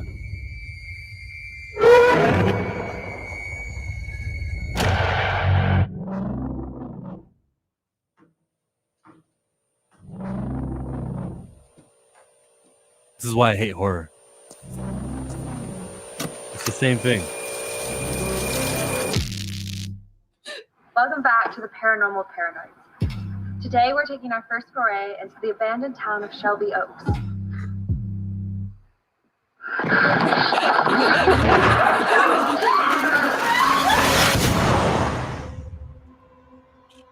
She didn't wipe the blood off her I've been searching face. for Riley for the last 12 years. I know my sister's not dead.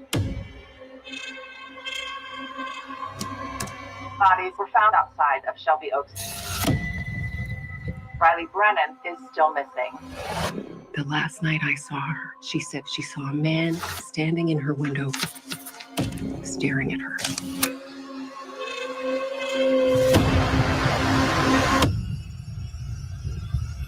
Yeah.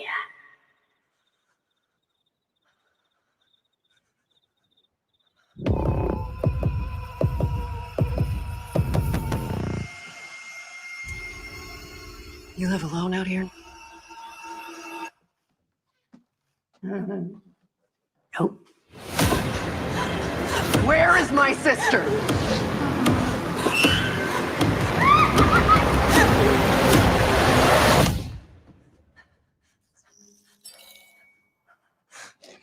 Riley.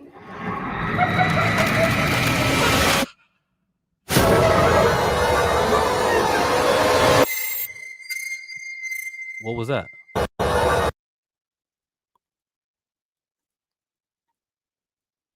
It's just a guy waving. I guess that's their dad.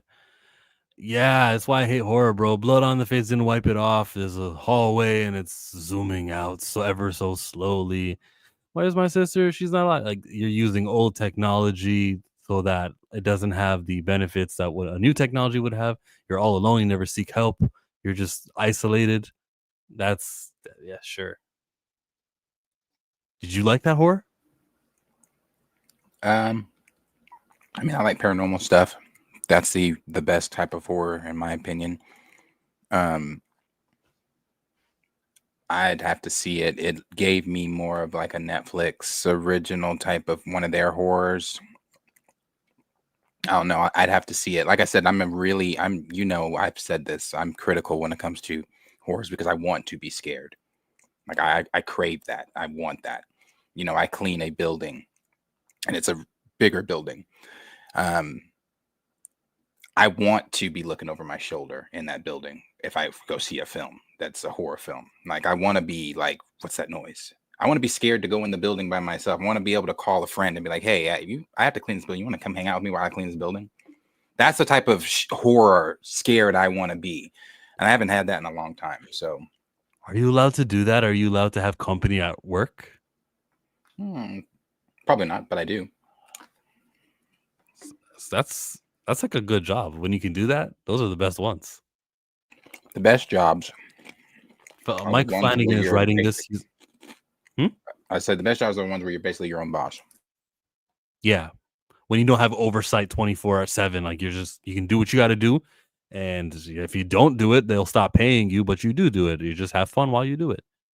Especially with no time limits or those are the best ones. Mike Flanagan, I think he's writing Clayface for James Gunn. That's who's behind that. Now let's look at another trailer that you had up on the chat on the group there. It's called Regretting. Don't turn around, Clara. What are you doing? Come here a sec. I'm already running late. Please. Where is Clara? Hey, Aunt Jenny. Hey, Claire Bear. Guess who just spent the last half hour with the coolest guy in school? Oh my God. Don't tell my mom about this. You know she gets. Yeah, no, of course I won't. Sometimes it scares me how good of a liar you are. Life can have a funny way of surprising you. My mom got pregnant with me when she was 18. She and my dad were high school sweethearts. My Aunt Jenny also ended up with her high school boyfriend, Jonah.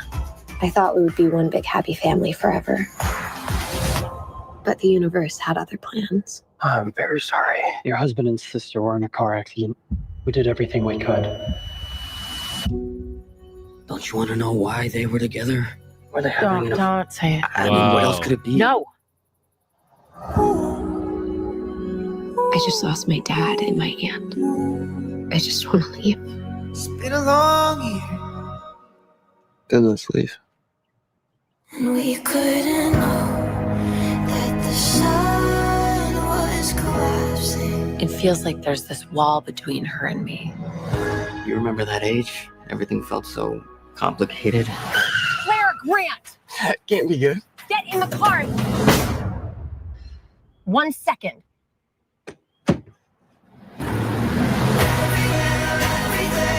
I just don't want to forget them. My mom's trying to make it like my dad never even existed. Tell her the truth. It would absolutely destroy her. Smiling feels wrong right now. Like it's too soon to be happy. That's not how I thought our first kiss would be like. How did you think it would be? Keep my hand in yours.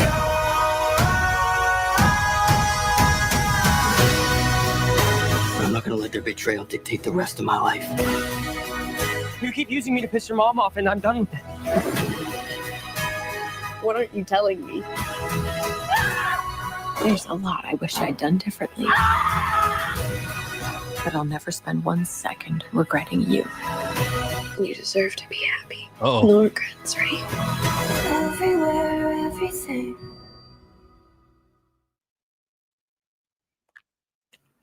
And it's one of those typical Notebook perks of being a perks of wallflower, whatever. One of those movies. But Dave Franco,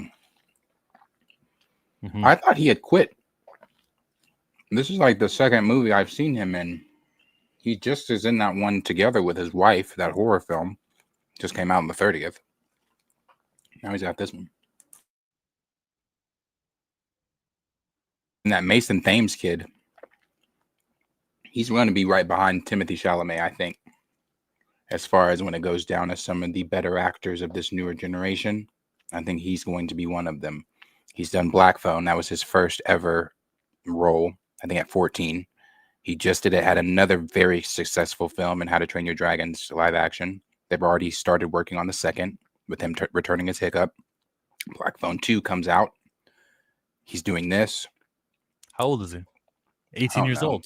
Is he 18? I was about to say 16, 17. I thought he was older. The other girl, the girl in the... I was younger. Yeah. I thought he was like 16.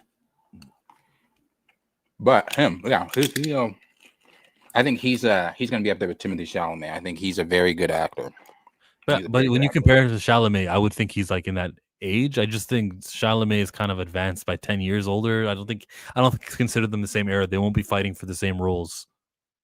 Are you sure? Chalamet is how old? Chalamet's not around. How old is Chalamet? Isn't he like 23, 24? Okay, then I'm wrong. He's 24? Yeah, I'm asking. I don't know. I thought he was 24 like 3 years ago. Shit, he might have been. He might be closer to my age. I didn't think he was, though. I thought this trailer was too long. And I think that... shit. Timothée Chalamet is 29 years old. I think she got a black friend, like with the frizzy hair there. I think. No, that's not. And it was really dark in this moment. I don't know. No, so it's just an all-white movie. Hope they can do well. I hope they make the correct decision at the end and they find love and she can have a high school sweetheart. What was cool though was this moment here where the adults, because they each lost one of their spouses, where he holds her hand. I thought it was towards the end. Here it is. I was like, whoa. They're likely going to get together. Yeah, is that right? Wrong? How many years passed to this moment? Obviously, if you do this the week of, and it's just holding her hand. You don't know what. Yeah, but they also allude to in here. You're saying is it right or wrong? They also allude in that trailer that their spouses were cheating with one another. So, fuck the right or wrong. At that point, if they were together in the car crash, it doesn't really mean they were cheating. I hope there's more to add to that. They were cheating. If they're just two people riding together, well, I think there's going to be some evidence shed on that because later in the trailer, she also said, he said to her, "You should tell her," and then she said, that would devastate her, and I'm sure that's what she's talking about. So then it's solidified. All right, then. You get to be sad and everything. Yeah, I lost my spouse, but I will move on. I will love again. Even if the circumstances are just an accident and no, there was no cheating, I still think like everyone deserves a chance to love again, or like the human body has needs. And I think it's not wrong to move on and have another relationship. And then, it's a sensitive topic though, when it's too soon. It's a thought-provoking trailer for regretting you, or regretting you. What was it? It was called Regretting You. October 24. Right when all those horror movies are going to be out. Right before Avatar 3. A movie just slips in there. No, he does not look it at all. He still looks like he did when he played Neighbors.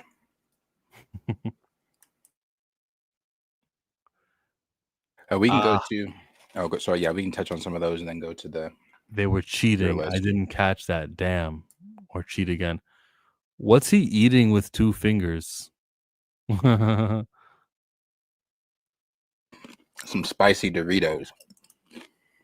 So you don't want to get all your fingers dirty on all the keyboard and a mouse? My mom passed. My dad got a new wife 7 years later. We still haven't spoken to him since. Okay, I think you guys are taking it too far. Mom passed. Well, I understand that was a comment that was put in there, but at the same time, we don't know the inner workings of those relationships either. To give an opinion based off of that comment, that is a comment where you say, hey, everybody's different. My mom passed. My dad got a new wife 7 years later. We still haven't spoken to him since. So we need what? What do we need to hear? The circumstances of his mom passing? Like, we don't know the inner working relationships of. I'm assuming he said we. I'm assuming there would be siblings or maybe other family members involved. We don't know the relationships of those people opposed to his father's relationship with those people. Him and his father's relationship, the relationship him and his mother had, the relationship him and his mother and his father had. The age. There's complexities. Maybe he's like his father is in his 70s and he found like a gold digging woman who's just there to collect the inheritance. We don't know the inner workings. The inner workings.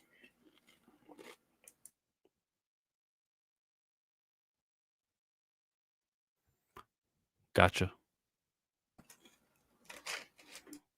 List. What's the tier list? You want to do the tier list? Let's do a tier list. What are you tiering? What are you comparing? What are we ranking? Pull up the MCU one, an MCU one.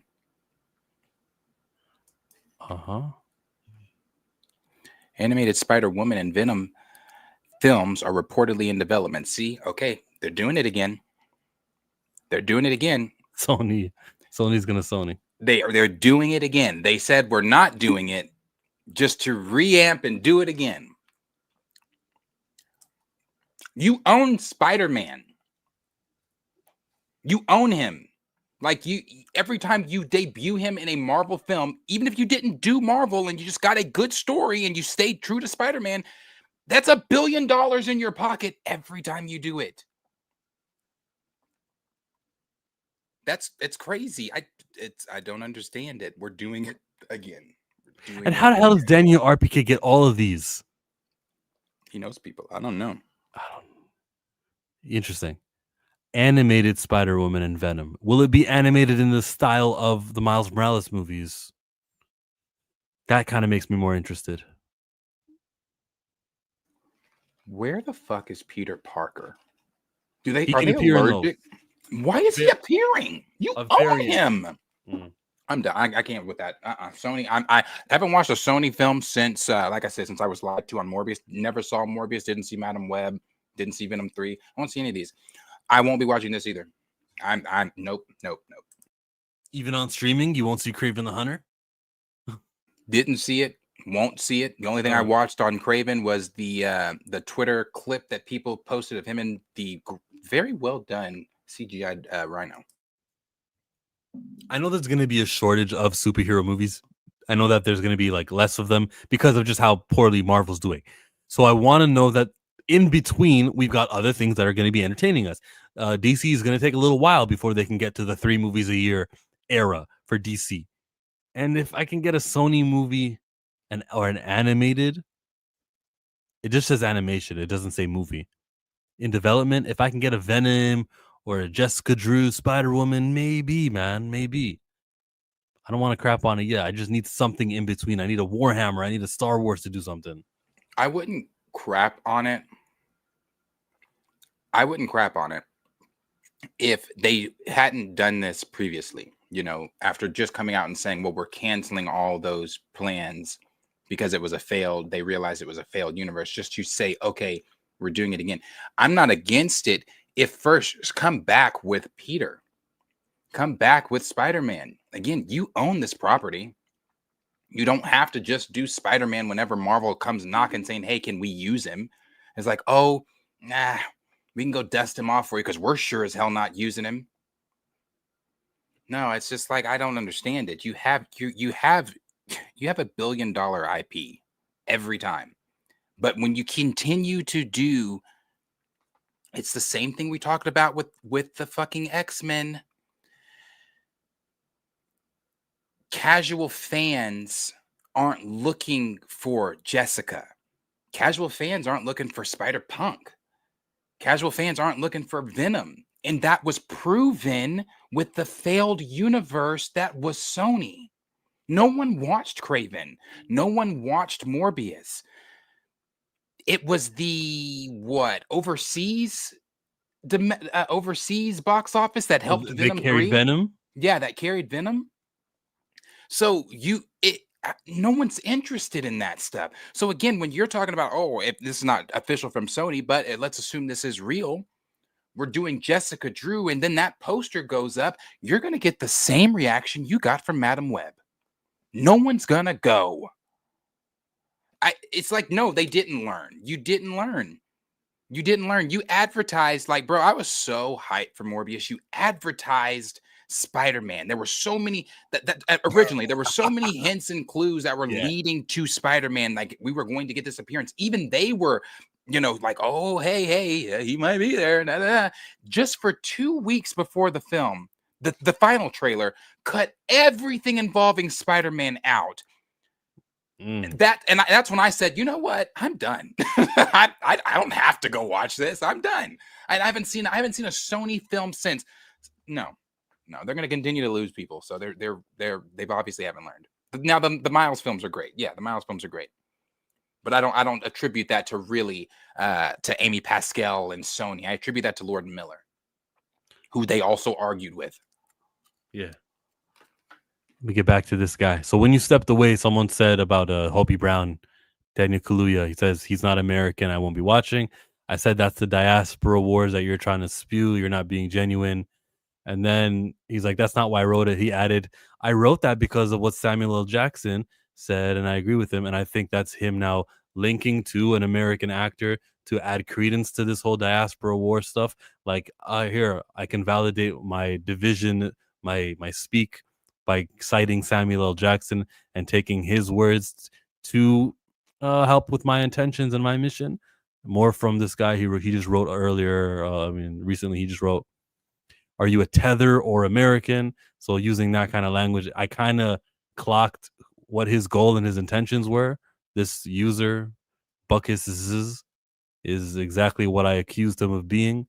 And just look out for that. There are forces who don't want unity and are going to encourage you to think about Spider-Man and Daniel Kaluuya as this outsider, this foreigner, this, how could he be doing Spider-Punk? He's different. He's not the same. And that only benefits white supremacy. So there, you got your attention, buddy, and it didn't work. They might get it right this time. I know he's being sarcastic. Oh, Junior does not mean that. I was about to say, you are very optimistic, my friend. You are very optimistic. Morbius, it was sad. I love those Miles films. Yeah. Thrag says those characters only work when Spider-Man is involved. Just like Wakanda and T'Challa, it only works when the main character is involved. Don't get me started on that. Yeah. Yeah. We're getting started on that? No. Am I going to go to Comics Explained today to see his latest explanation? That's right. You didn't go to him. You didn't do his deal. Before you skip to him, they did say that these are the Spider-Man projects in the works. The Spider-Man Brand New Day, Spider-Man Noir, Spider-Man Beyond the Spider-Verse, Spider-Punk, Your Friendly Neighbor Spider-Man 2. Out of all of those that are not Brand New Day or Beyond the Spider-Verse coming in 2037, Spider-Man, Your Friendly Neighborhood Spider-Man. If you have not seen that animation on Disney Plus, the one that they did, it's the universe that I wish Marvel would have started with, where everybody's already all that shit. It's great. It's good. It's good. The Coleman Domingo as Norman Osborn is great. Norman, the shift between Norman being his mentor opposed to Iron Man being his mentor. Again, I know a lot of people are like, can he just be Spider-Man? Does he have to have a mentor? That's the route they chose. That's what they're doing. But I was like at first, I don't know if that works. It works though. It works, and especially as the cliffhanger and things that we were left on in that season. And they are not afraid in this animation to really go for the brutal, not as far as like Invincible brutal, not even close to Invincible brutal, but there are some very good action scenes in there, especially between him and Scorpion. I'd say that's his main adversary within this. He fights a lot of different villains, but main adversary within that first season, and it's great. It's great. Scorpion kicks his fucking ass quite a bit, and it's great. It's pretty good. So I check it out if you like Spider-Man. They even race swapped Norman Osborn. They did. They did. But now it makes sense for him to have the waves.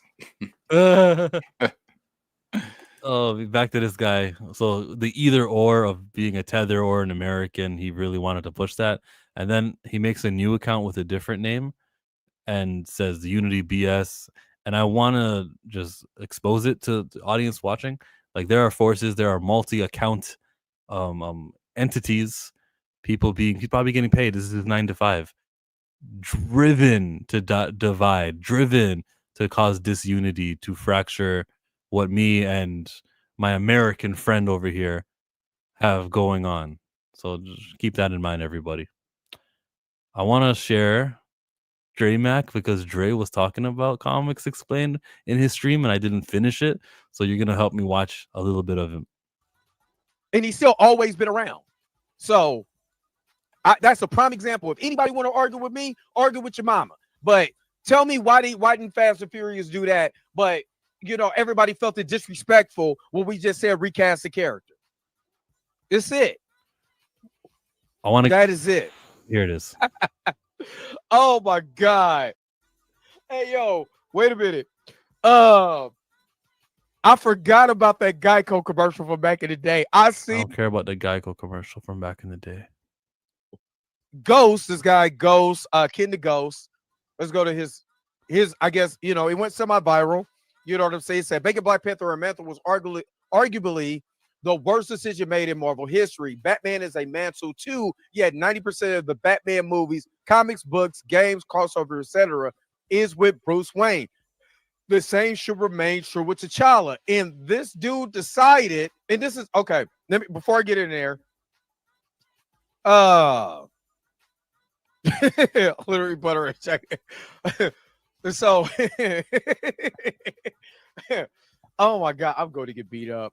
I'm asking the Lord to save me. Okay, so people want to keep arguing. I'm going to post this. T'Challa was originally created by him due to the death of his father. It was later retconned to be a mantle, but that was never the intention of Stan Lee, and it certainly wasn't intended to be weaponized against him. Good day. Yep. So let's read what he posted. So, okay, so he goes all the way down.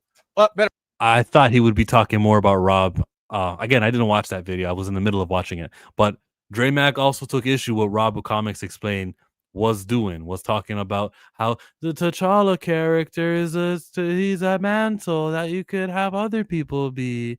It's just a mantle. I went on his Twitter today, and was he done talking about mantles? No. 17 hours ago. 17. Here. He's still talking about it. So Mirror Knight says, that is my point. It ain't really a mantle when one character dominates the role in basically the stories. Then he says, it's a mantle when it can be passed on to someone else. So Black Panther is a mantle. Whether or not you like it doesn't really matter. Now, that's a different little message, but it's more of the same thing. To emphasize that it's a mantle and to okay, that's my point. I'm sticking there. But to ignore what everyone in your comments yesterday was saying, hey, it's about T'Challa. What I wrote when I said that this is what they're going to use to discard T'Challa, this whole mantle explanation. When you're just like, okay, I don't want to be wrong, but I can still get on the it's just a mantle. That's my point. It's a mantle. You're right, Rob. You're right. It is a mantle that the character has, and generations and historically, there's other people who've had it. Now he's got it. Someone else will get it when he turns 70 and he has to pass it on to somebody else. That's true, Rob. But that's not the point everyone is bringing up when we emphasize the importance of what T'Challa is. It's the tone deafness. It's the yeah, remember what I said about The Rock? I think I told not you, but Marcus that he's 51% Samoan. I don't know. I think I'll say it this way. Rob heard the race stuff and he kind of cringed and he went, "Oh, did I just enter racial territory? Don't want to be known for that. I like being the all lives matter YouTuber. I don't want to divide and I don't want to really take this stand." And I feel like that's why he's doing this like unsolicited. I never thought of Rob Comics Explained this way. I see him like now as like a chicken, like as a guy who's not willing to stand up for these for the greatest black character in the history of comics, the most impactful one, the highest performing one, most popular, and he's like, it's a mantle. Even though I, with the top comment, because I got a verified check mark, let him know the mantle shit is dangerous. This is how they're gonna use. This is the excuse they're gonna use to get rid of T'Challa. I'm upset with Rob today. I'll see how I feel about it. I'm excited of the action, not the man, right? But and it is what it is, bro. It's just noted. Okay, Rob. Let's see how you let's see what you say next, You're still an advocate for Blue Marvel, and I think you like the character because he's cool, more so than it is like, oh, that's a black character. We need more of those. Rob. Yeah, I gave my thoughts on Rob yesterday, and I said it yesterday. So if you want to watch that, you can. And so just the only thing I will say today is I ended it yesterday with when you asked me, does his tweet not change your mind when he says it? And that is why I told you no. Yeah. You got it yesterday. You got it. Our friend in the chat who changed his accounts now adds, "Oh brother, Pan-Africans are clowns. Pro-blacks are non-blacks website bitching and crying about Black Panther that don't owned or created they." So as you can see, viewers, is a dedicated person who wants to highlight and magnify how different it is to be an African or to be an American. It's his goal, right? Like, you would think after I speak so ill of this guy, he would stop coming, he would tune out, but he really wants me to read these things out loud. I will stop reading them out loud and stop airing it and giving it like airtime, but it's worth educating the 43 people watching on my channel and on Darius's channel. It's worth sharing with you guys that this is out there. Okay? Don't listen to that. Oh, the American blacks and the British blacks. What about Pan-Africanism? What? No, Pan-Africanism means unity. Chill, stop talking to him, please. No, I will. Yeah, I know. I'm done with it. But it like Bucks, maybe there's people who aren't on game and they're like, well, there's something here. Don't fall for that. Don't ever fall for those tricks. He's a weirdo. He is a foreign white supremacist agent getting paid by a government, or it could be a domestic. I don't know, but he's definitely getting paid to do these comments. He's being driven. Can you move on and ignore that ignorant fool? Hey, as long as we all notice it and we call it out for its ignorance. Yes, we're done. We're done. I'll block that guy. Delete comment, ban user, and delete their comments. No, I won't. I don't want to do that. I don't want to delete I want it to be there for like historical record. Yeah. tier maker, right? You wanted to do a tier of Marvel movies, you said? What do we got? The universe.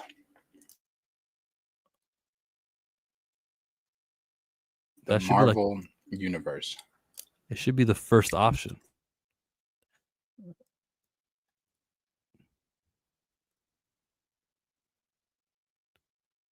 Here it is. Up to Spider-Man No Way Home tier list. That's not up to date. Okay, that's not good. Marvel Universe.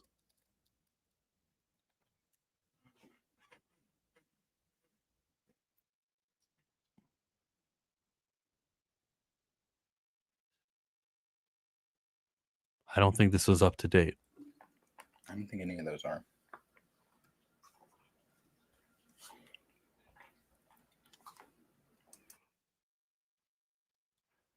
This only has 28 films. Popular, recent. There we go. This should do the trick. So the movies and the series, that is every single one of them. Okay, well, I don't want to do outside of hell no, nah, not outside of Marvel, not or the MCU, not animated. I don't even watch Marvel animated stuff. I'll put it this way for you: if everything is down here, we're good. We found the right tier list. That's I fine. just won't. Yeah, I don't know what you're saying. That's fine. We can do that. Everything that is animated, I will just skip over. So movies, there's a lot of tiers right here. Can I change the words here? This is crazy. Yes, sir. Yes, sir. Okay. I'll keep mid and I'll keep liked it. Bad, it makes sense. You know, you want to know how I know I'm a child in a grown man's body? I'm excited to get to Walmart today because they put out new Marvel Legends, and I need to go get them. Hot Toys. And I need to put them up on my shelf. One of the villains I don't have a part of my Spider-Man villains, which is crazy that I don't have him. Well, I have one, is Rhino. But the Rhino I have is not the stature that Rhino should be. This Rhino is the stature he should be. Heaven. I don't see anything on screen. Go. Do it again.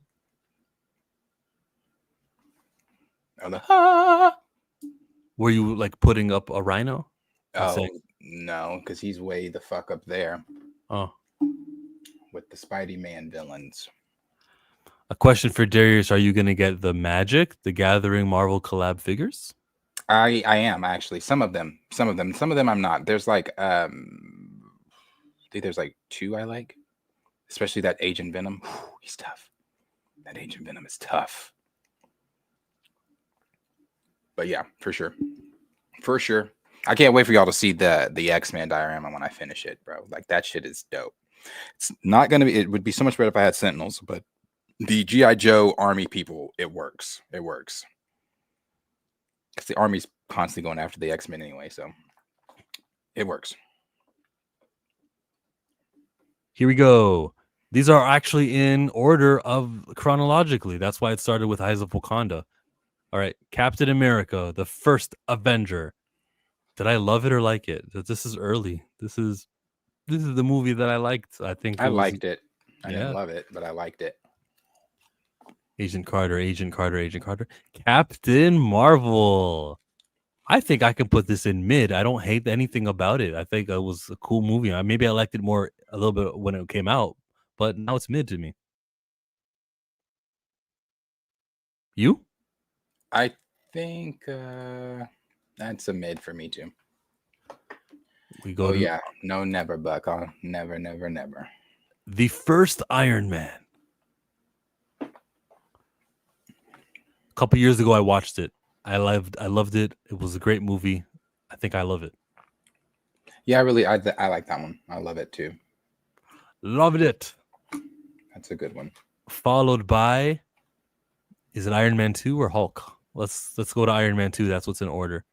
Did you like Iron Man 2? Mid, bad? I like Iron Man 2 up into a certain point. I think Whiplash is obviously not comic Whiplash, but he still works. I think the racetrack scene is great. When he shows up on the racetrack, that shit is fantastic, bro. That's really great. But then it dips in quality once we get to that third act with Hammer and Von. I just don't like it. I don't like it. Yeah, but yeah, I love the scene with Natasha and Romanoff and Nick Fury were there. I love how it added it expanded everything. Agent Coulson had his thing. I think I liked the movie more than I think it's mid. Yeah, I would say I liked it because it's definitely I watch it. I watch it often, but I've seen it more than probably 10 times. Okay, we go to the Hulk, the Incredible Hulk.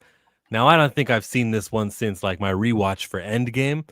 I didn't even rewatch it for Brave New World. I probably should have. So I can't say it's my favorite. It would be I'd lie if I say liked it, and I think mid is probably where it belongs.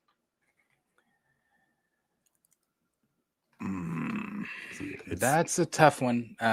Mid or liked. It's a Hulk movie. You get a lot of action in it. I mean, he really doesn't. When does he turn into the Hulk? I think we first see him turn into the Hulk on the college campus. Yeah, and that's a dope ass scene. That is a kicks dope Emil ass Blonsky scene. into the tree. Yeah, but Blonsky's fucking shit he was doing before he got kicked was dope as fuck too. The sonic beam, sound beams they were using on him, him throwing breaking the beams and like that was dope. It was a really dope scene. It's when we get to where were they at? Harlem, Brooklyn with the Abomination where it gets meh. But I really like the movie. I do like that movie a lot. So I'm gonna say I'm gonna say like it. You got me to say like it too. That's where we place it. We go down to Thor 1. Ooh, shit. What a soap opera. Man. I'm gonna say mid, and the only reason I say mid, and some of you might be like, well, Darius, that's what he's supposed to be. I know Thor is very Shakespearean, and obviously it's Norse mythology, all that kind of stuff, the way he speaks, but they went. It's not my favorite. It was different. If we're talking variety and the need for it, seeing him right after we watched the Captain America and after actually we seen Iron Man 2 was the one before this. Just what? He speaks way different. He flies. They made me invested in freaking a guy with a hammer and lightning powers. You want to say mid? There's a reason why we like the MCU. It's because of the foundation that these things started. And we're going to just call them mid? Even though what they did to us, they made us fans. I liked it. I may even see you say I loved it. This drink, I like it. Another. Man, has there been a funnier moment than that? I like that Thor movie, but it's still just like. What's chat saying? Let me check on what chat's saying. Okay. It doesn't agreed. pick up. It doesn't pick up. Kind of slow too. Yeah, Thor was mid. It makes sense that the Thor talked like that. Mm-hmm. It does pick up though. And Junior says he liked it. Thor mid. I liked it. So Iconic says I like it. They're helping me out. I think we're going up to like. I don't think that it's gonna stay down at mid. I think this is think of the movies to come, right? We're gonna call this mid. I know a lot of people like to pretend the Infinity. Not saying that's what this is saying. The Infinity Saga was perfect. It had some mid ones. We'll get to them, but this is not that. Thor gets like. So after Thor, Captain America. After that, it's Avengers #1. Okay. I loved it. Killmonger thought this was a bad movie because Joss Whedon. No, I'm kidding. I loved it. Yeah, I loved the Avengers. It was the first I actually just watched it not too long ago. The first team up, having them all on screen together. When they're on the helicarrier and they're all in that room, just the conversations that they're all having. Like Thor says, you know, you people are funny, and tiny. Like it's funny, and like the comfort, like Cap and Tony going at each other, Hulk and Thor's fight in the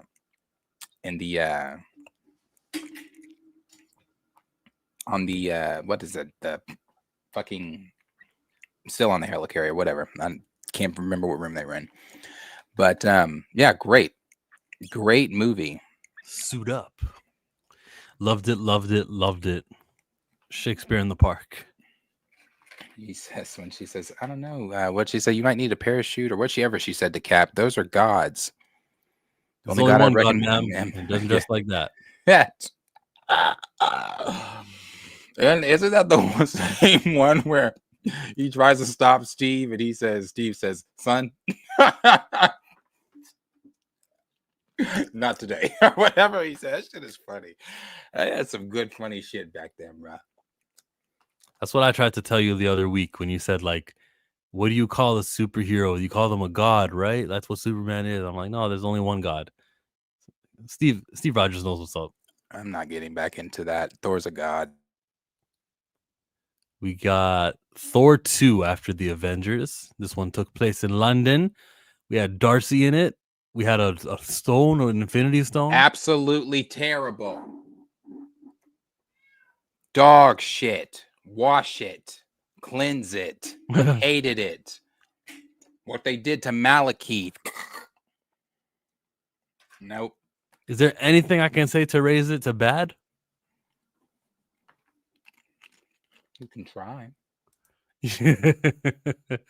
Well, it was consequential to the rest of the world, even without including many of the other superheroes.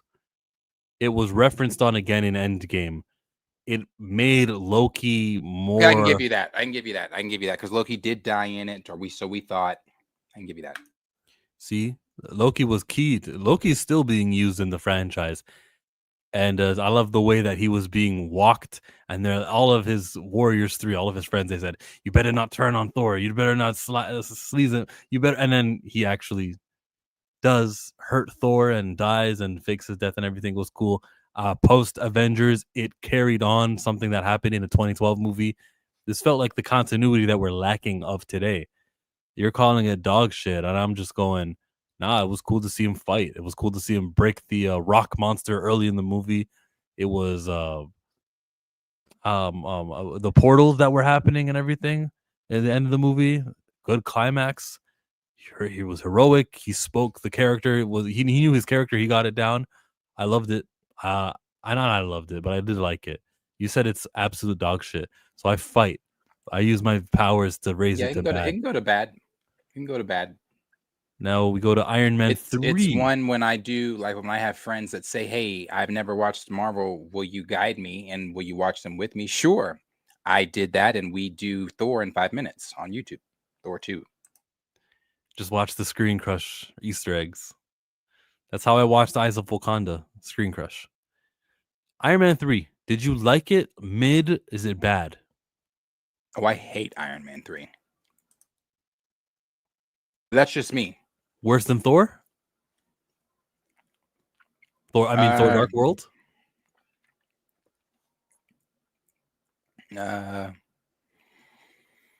Probably not that bad, but I hate it. I was forced to watch it at Hibdon's Tires as one of the movies that was on when I was there for 4 hours.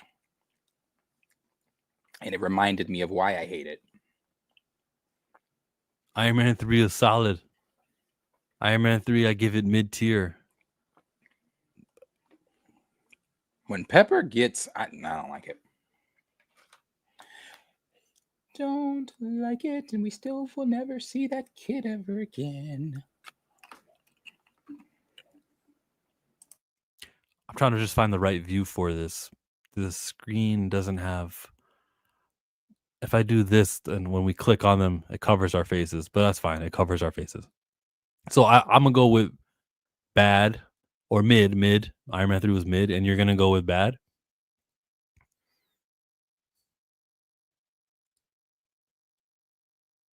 Did you say something?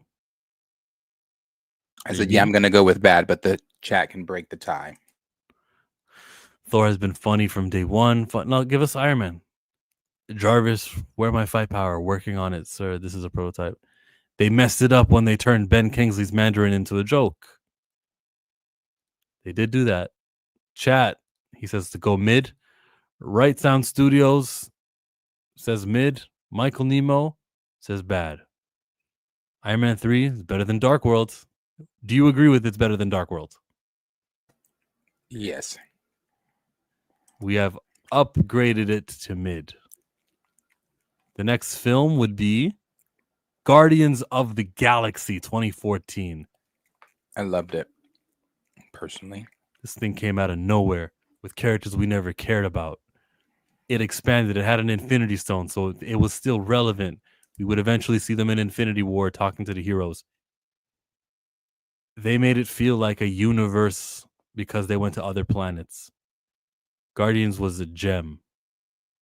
I loved it. And that cast, that ensemble, that chemistry. Fantastic. Instant classic. Mm-hmm. Fantastic. Guardians was fun, love. Enough said. We got Guardians in the love it category. Moving on to Captain America and the Winter Soldier. Now I really don't even think that has to be. Captain America and Winter Soldier is arguably top 3 best projects Marvel Studios made. Is the top 3 all Russo brother films? Maybe.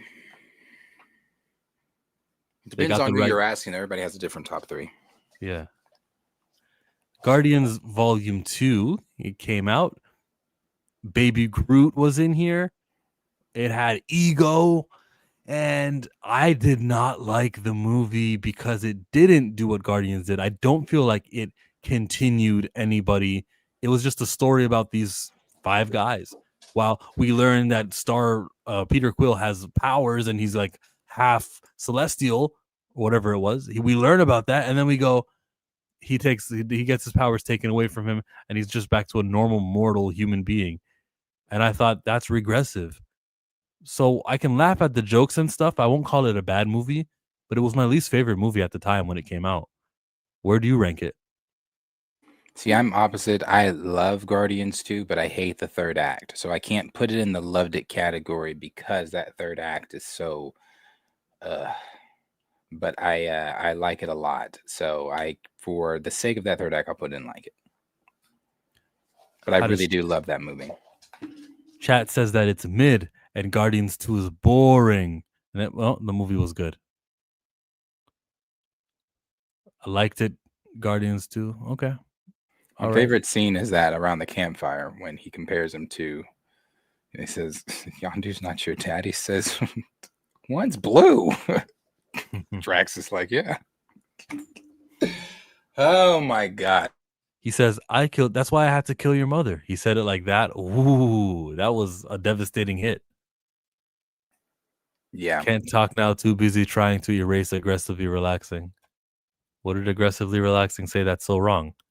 Some of us knew about these characters, but some of us watched the content, not the YouTube videos about it. Oh yeah, because I said Screen Crush, and that's how I watched Eyes of Wakanda. Yeah, if I don't care, I'll just see one of my favorite YouTubers talk about it. So next movie, Daredevil, Shields, Jessica Jones. Here it is, The Age of Ultron. I know this is the worst Avengers movie, and I loved it. Had Elizabeth Olsen as a Wanda in it. It had Sokovia Accords, which was something that like rocked the superhero world. Sokovia rocked the superhero world. I liked Ultron's voice acting. Ulysses Klaue showed up here, and it wasn't for nothing. He would show back up 3 years later. The dynamic between Iron Man and Captain America. Thor had some deleted scenes, so that was kind of a problem. But Lots of things happened in here, and we may even get more building on this movie. Amadeus Cho's mother, the Dr. Cho, may be used sometime. I like the movie a lot. I'm gonna go and say loved it. It's a crossover movie with all the superheroes. How do I not love it? I love Age of Ultron. I know people don't like Age of Ultron and has its issues. People have their issues with Josh Whedon and everything like that. I love Age of Ultron. I think Age of Ultron is very good. That opening sequence with them I think that's really the only opening sequence we really have them up as a cohesive team, like where we get to see them actually doing stuff, working together as a cohesive team, like, in each other's ears on the comms. Can somebody take out that bunker? Thank you. And then, you got Cap and Thor, him knocking Mjolnir off of his shield, and then while having a casual conversation, taking out soldiers as if they've been doing this since we've seen them together. I loved it. Yes, again, I loved it. I loved it. It was great. The stuff they did with Tony and just it was great, bro. I love Age of Ultron. Love Age of Ultron, and I think James Spader as Ultron is great when he first shows up. No strings on me. Man, good movie. You know what's really cool about that? That I looked to find that particular scene in the beginning of the movie, and sometimes YouTube shows you the most replayed part, and it's actually right here, the most replayed part. You know the one. Yes, it's them as a cohesive team. It was dope. Like we saw them obviously working together in Avengers as a team, but they weren't even really the Avengers. They were just put together. There was a threat. We have to work together. This implied we've been a team for some time. We've been on missions, taking out, looking for Hydra bases and things like that for some time, and it showed that, and I liked it. And that's the only real time we've ever seen them on screen as like this cohesive, we've been a team. Don't worry, Sam Wilson will have that. He'll show how much the new Avengers were a team the whole time. Yeah, that's coming in Doomsday, folks. So one of the best fighting scenes, so epic. I think Age of Ultron got better for me with rewatches. All right, that's nice to hear. Vision was a cool character. They kind of nerfed him, but he was a cool character at the time, right? And they brought in one of my favorite Marvel characters and MCU characters, Wanda. So I love it. Love it. Hate what they did with Pietro. That shit pissed me the fuck off. Still does. Even in rewatches, I'm like, run a different way. I don't know what this is. Runaways? It's very tiny. Runaways is awful. They can run away. Ant-Man would be the next movie that came out, and he barely makes with anybody. I think Sam Wilson showed up at the Avengers compound where he tried to rob it. Hey, my name is Scott. He shouldn't have said that. But was it good? I didn't see it in the movie theaters. I watched it on Netflix when it was already out. I liked it, and I was very strong on it. I'm not the biggest Ant-Man fan, so I'll put it in I liked it. Because you liked it? Because I did like it. Yeah, I did like it. I didn't love it. It's not mid. There's some good shit in Ant-Man. I think, again, and obviously if you were to pull it up, it'd probably be the most watched scene or sequence in that scene. It's when they get shrunk on the tank engine set. That fight's great. Sure. Like it. That's DD chill. Okay, thanks. Daredevil. I like it. Runaways was good. I liked it. I liked Ant-Man, but didn't love it. But that's why we put it in the like category. We're all in agreement. We're at Luke Cage, Shield, Iron Fist, Civil War, a movie where Ant-Man appears and he goes big. And I heard the director Peyton Reed say, I didn't want him to go Giant Man in Civil War. I was saving that for my movie. And I feel for him. He said, yeah, it's what he said. Civil War, great movie. Great fucking movie. It introduced T'Challa into the MCU. That chase scene when T'Challa first comes for Bucky on the top of the rooftop, and then it goes into the streets, and you got T'Challa flat on his heels, and it's great. The splitting of the teams. Yeah. Great. You know what I remember? The trailer. The trailer where Spider-Man says, hey, everyone. And I go, oh, yeah. He's in the... Because he has Marvel. Yeah. Oh, that was the greatest trailer feeling I ever had. And Seeing the the hype trailer. around Civil War. I think that was one of the first. I mean, obviously we had hype up for other movies, but that was one of the real, like, okay, Marvel's taking over the world type of hypes, because Yeah. that shit was everywhere. I remember on Snapchat, you know, different filters. Whose side are Team you Iron on? Man, Team Captain Yeah, are you America. Team Captain? Yeah, and to this day, I'm still Team Iron Man. Oh. Forever Team Iron Man. And I think that thing was just great. It was on another level of, okay, they're cooking with some shit over there at Marvel. It's a fantastic movie. Yeah, it was good. It was the Avengers we didn't know that we were getting. It was just a pop-up Avengers 2.5. It came out of nowhere. Come on, the entry of Black Panther was amazing. And Black Panther was amazing. The theater people gasped. In the theater, people gasped. At what part? And it's not like, you know, obviously it wasn't anywhere close to the comics, but it still works for what it is in the MCU. People, I guess you say people gasped when they saw Black Panther turn around and say, and then unmask, right? Yeah, at the Black Panther appearing. Andre says he's Team Cap. You know, Iron Man does say he killed my mom, and that's pretty justifiable. I don't know, man. I'm Team Cap too, but when I heard Tony say that, I go, okay, there's no villains in this movie. Let's all be mad at Zemo. Cap was the villain. Zemo was the villain. Well, Cap also kept, not to say Tony hasn't, but Cap kept very crucial information from Tony. I understand Bucky's your best friend and everything like that, but, you know, like Tony said, so was I. And he killed my mom. So fuck you, fuck him. What do you say? Jarvis, analyze his fight pattern. Let's kick his ass. Like, yeah, let's kick his fucking ass. Because I wanted, and when he started kicking his ass, shit, I was in the theater kicking his ass with him. I'm like, kick his fucking ass, Iron Man. Yeah, so no. That 2-on-1 scene was really good.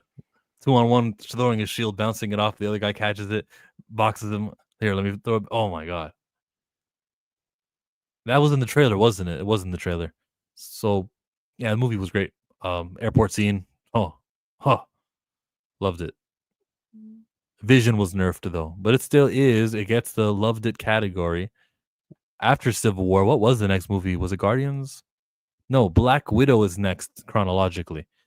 So this is a movie I saw, and I did pay the premium price for Disney Plus.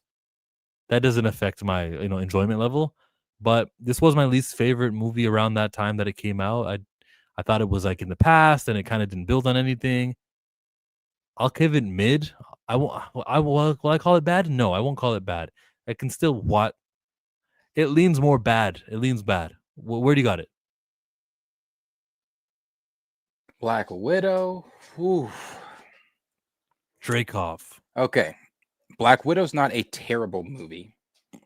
I wouldn't even put it in a bad movie. That opening sequence where they're playing, I forget what song it is, it's a cover of the song. Forget the song. Where they're playing and they're showing all the Nirvana, I believe. I don't know. I could be wrong on that. Where they are rounding up all the kids and the crates. That's a great opening scene. That was great. Smells like Teen Spirit. The stuff, the scene where they are fleeing, where he decides, or where they're fleeing from the house with the girls, and we get to see him actually use his super soldier strength, and he like lifts the car up. Yeah, that was a good scene. Good scene. From there, it gets wonky. You didn't like the pigs in the farm? Pigs in the farm. Yeah. I don't think I remember Pigs in the Farm. Okay. Was not memorable. It was and it where also, the mother. Go ahead. I was just sorry. And it also didn't. It was a film we already knew her fate. We knew she was dead. Exactly. So that little thing at the end where it's like she's got the blonde hair and she's going to meet up with Steve is like, okay, well, yeah, you're on your way to die. But we know where the vest came from. Yay! So is it bad or mid? I'd put it at mid. It's not bad. It's really not bad. Actually, you know what? I think the thing that could put it in bad is what they did with Taskmaster, because that shit was bad. That shit was what they did with Taskmaster was awful. Not even the race or the gender swapping of her. You could have made her, you wanted to make her a female, that's an issue, but you wanted to make her a female and keep her the way that Taskmaster was supposed to have been, that's fine. But I think making her the daughter that wasn't killed and they transformed her, turned her into Taskmaster, and Taskmaster is very different. I mean, it's similar in the obviously fighting your copy or copying your fighting style and being able to counter you in every move, but I don't like it. So Thrag brings up a great point. It's like the timing that the movies came out.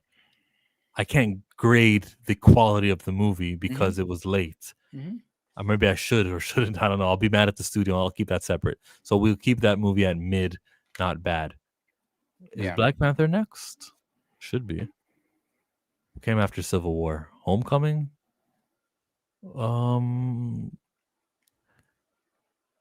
Doctor Strange was the next movie. Boy, did I like this movie a lot.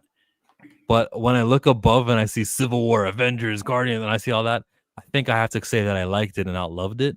But I was so happy coming out of it. Like, damn, they did it again. Like 16 movies later, and they're still making hits. So Doctor Strange, 2014 movies later, I should say. And they just introduced a brand new character in New York. We got to see him study and be a superhero and be smart. Where was he when the Avengers were? Well, they have a rule for that. They don't get involved unless it's a magical threat. And they do get involved with mirror dimension stuff. And we do see them active. So it was explained well, expanded the world. I love the actor that they chose to be Doctor Strange. Very good movie. Liked it. You? I love Doctor Strange. I think it's when Marvel films are talked about, I think it gets kind of pushed to the side sometimes or on the back burner, but visually Doctor Strange is beautiful. I think it showed us so many different things too, as far as on the magic side of things, going into these different dimensions. The fight with Caecilius inside of the Sanctum Sanctorum was great. Like all of it, it's all. I think it's a really good movie. Really good movie. I like when he projected himself and he was helping with the surgery. That was cool. All right, but what I didn't like was the ending. While it was memorable, Dormammu, I've come to bargain. There's no fight there. It's just we're gonna talk. Yeah. Can I say liked it instead of loved it? I can What go does chat liked. say? I can go liked. Doctor Strange love challenge round Billy R.I.P. Checkman Gion. Oh, I think I know what you mean. What challenge round? Like they were naming songs in the movie. I think that's what he means. Anyways, what were you saying before I cut you out? Oh, I would go. I could put it in liked. That last fight scene or the fight scene with Dormammu, it's not one of my favorites at all. It'd been cool if Dormammu came, which he can do down to his size and was, Next, we have Black Panther. A lot of them had political haircuts, but I didn't so much mind that. I'm going to go with loved it. Despite not too diverse, everyone seemed to have the same skin color except for that one guy. But I'll let it slide. I loved it. You? Yumambe. 16 times? 16 movie theater viewings? Yeah, 16 movie theater viewings. Black Panther is great. Love it, love it, love it.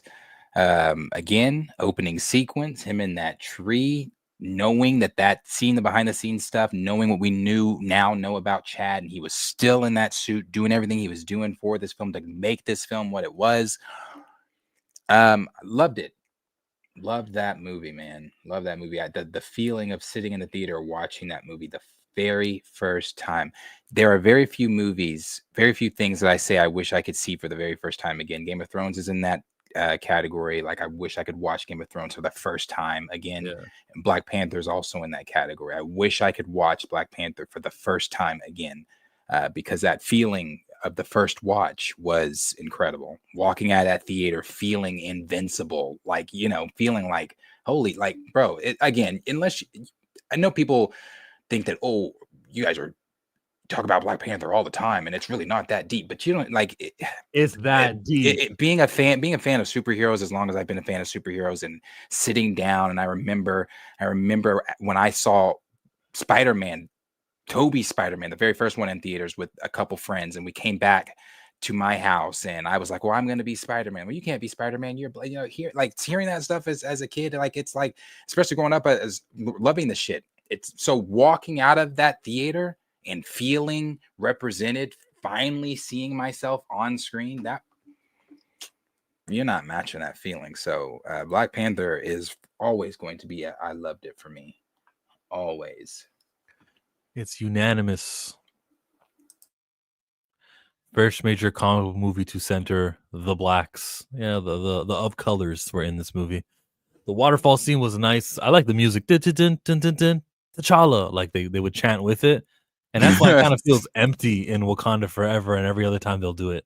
I think I know the words to that song. It's T'Challa. All right. T'Child. Can you imagine if they do that? T'Child. I never want to hear T'Child in the movie. I won't go, "Oh, that's the word I invented." I don't want to hear T'Child. I don't want to hear that. I want no parts of Toussaint. I want T'Challa proper. That part when he stepped off the ship and seeing the waterfall, I got full. Saw Black Panther at an outside theater, huge screen. It was amazing.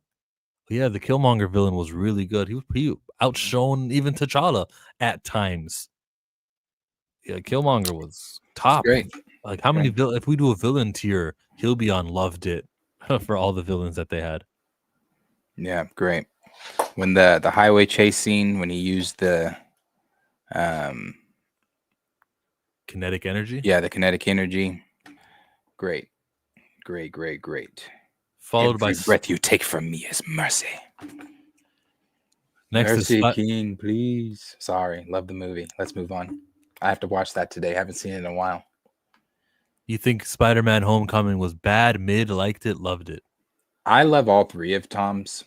I don't know why the internet tries to convince people that Far From Home sucks. It does not. I think Homecoming's great. I think it's really good. I like it. And there's some problems with the timeline. He's sending text to Happy Hogan. It's been 6 months. You're touching your microphone right now. Or your dog is. But I liked it. What do you got? Loved it or liked it? Well, I love them. I love all three of Tom's. I think, like I said, I think they're great. Think they're great. Okay.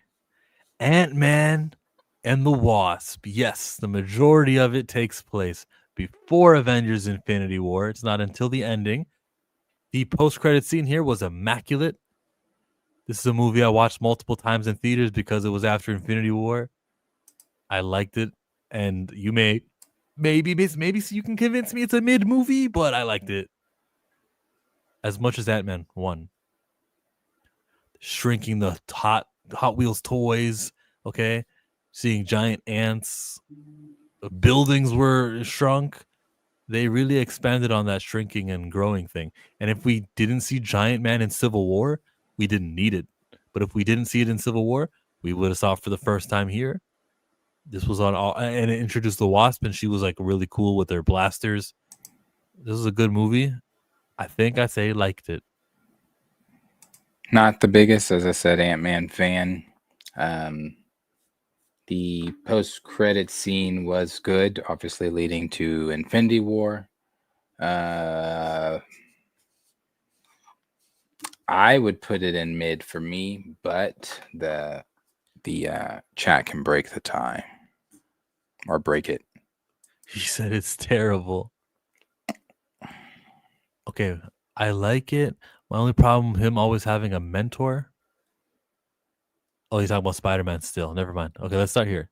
Ant-Man 2, I like it. Ant mid. Mid the first two. Lame. Third one's bad. It was mid, but I thought it was funny. Mid. What does that mean? Mid, right? Mid.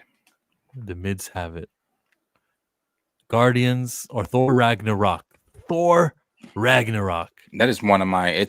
Thor Ragnarok's in my top 5 favorite Marvel films. I can throw Thor Ragnarok on anytime and watch Thor Ragnarok. I love that fucking movie. It's what gave me faith in Taika for Love and Thunder, where it was quickly crushed. But I think Ragnarok is fantastic. I like the approach they went with Thor, making him a little bit more funny, but still Ragnarok was still serious though at the same time. I liked Ragnarok a lot. Killmonger was a great villain. Hela came right before him, and she was killing it.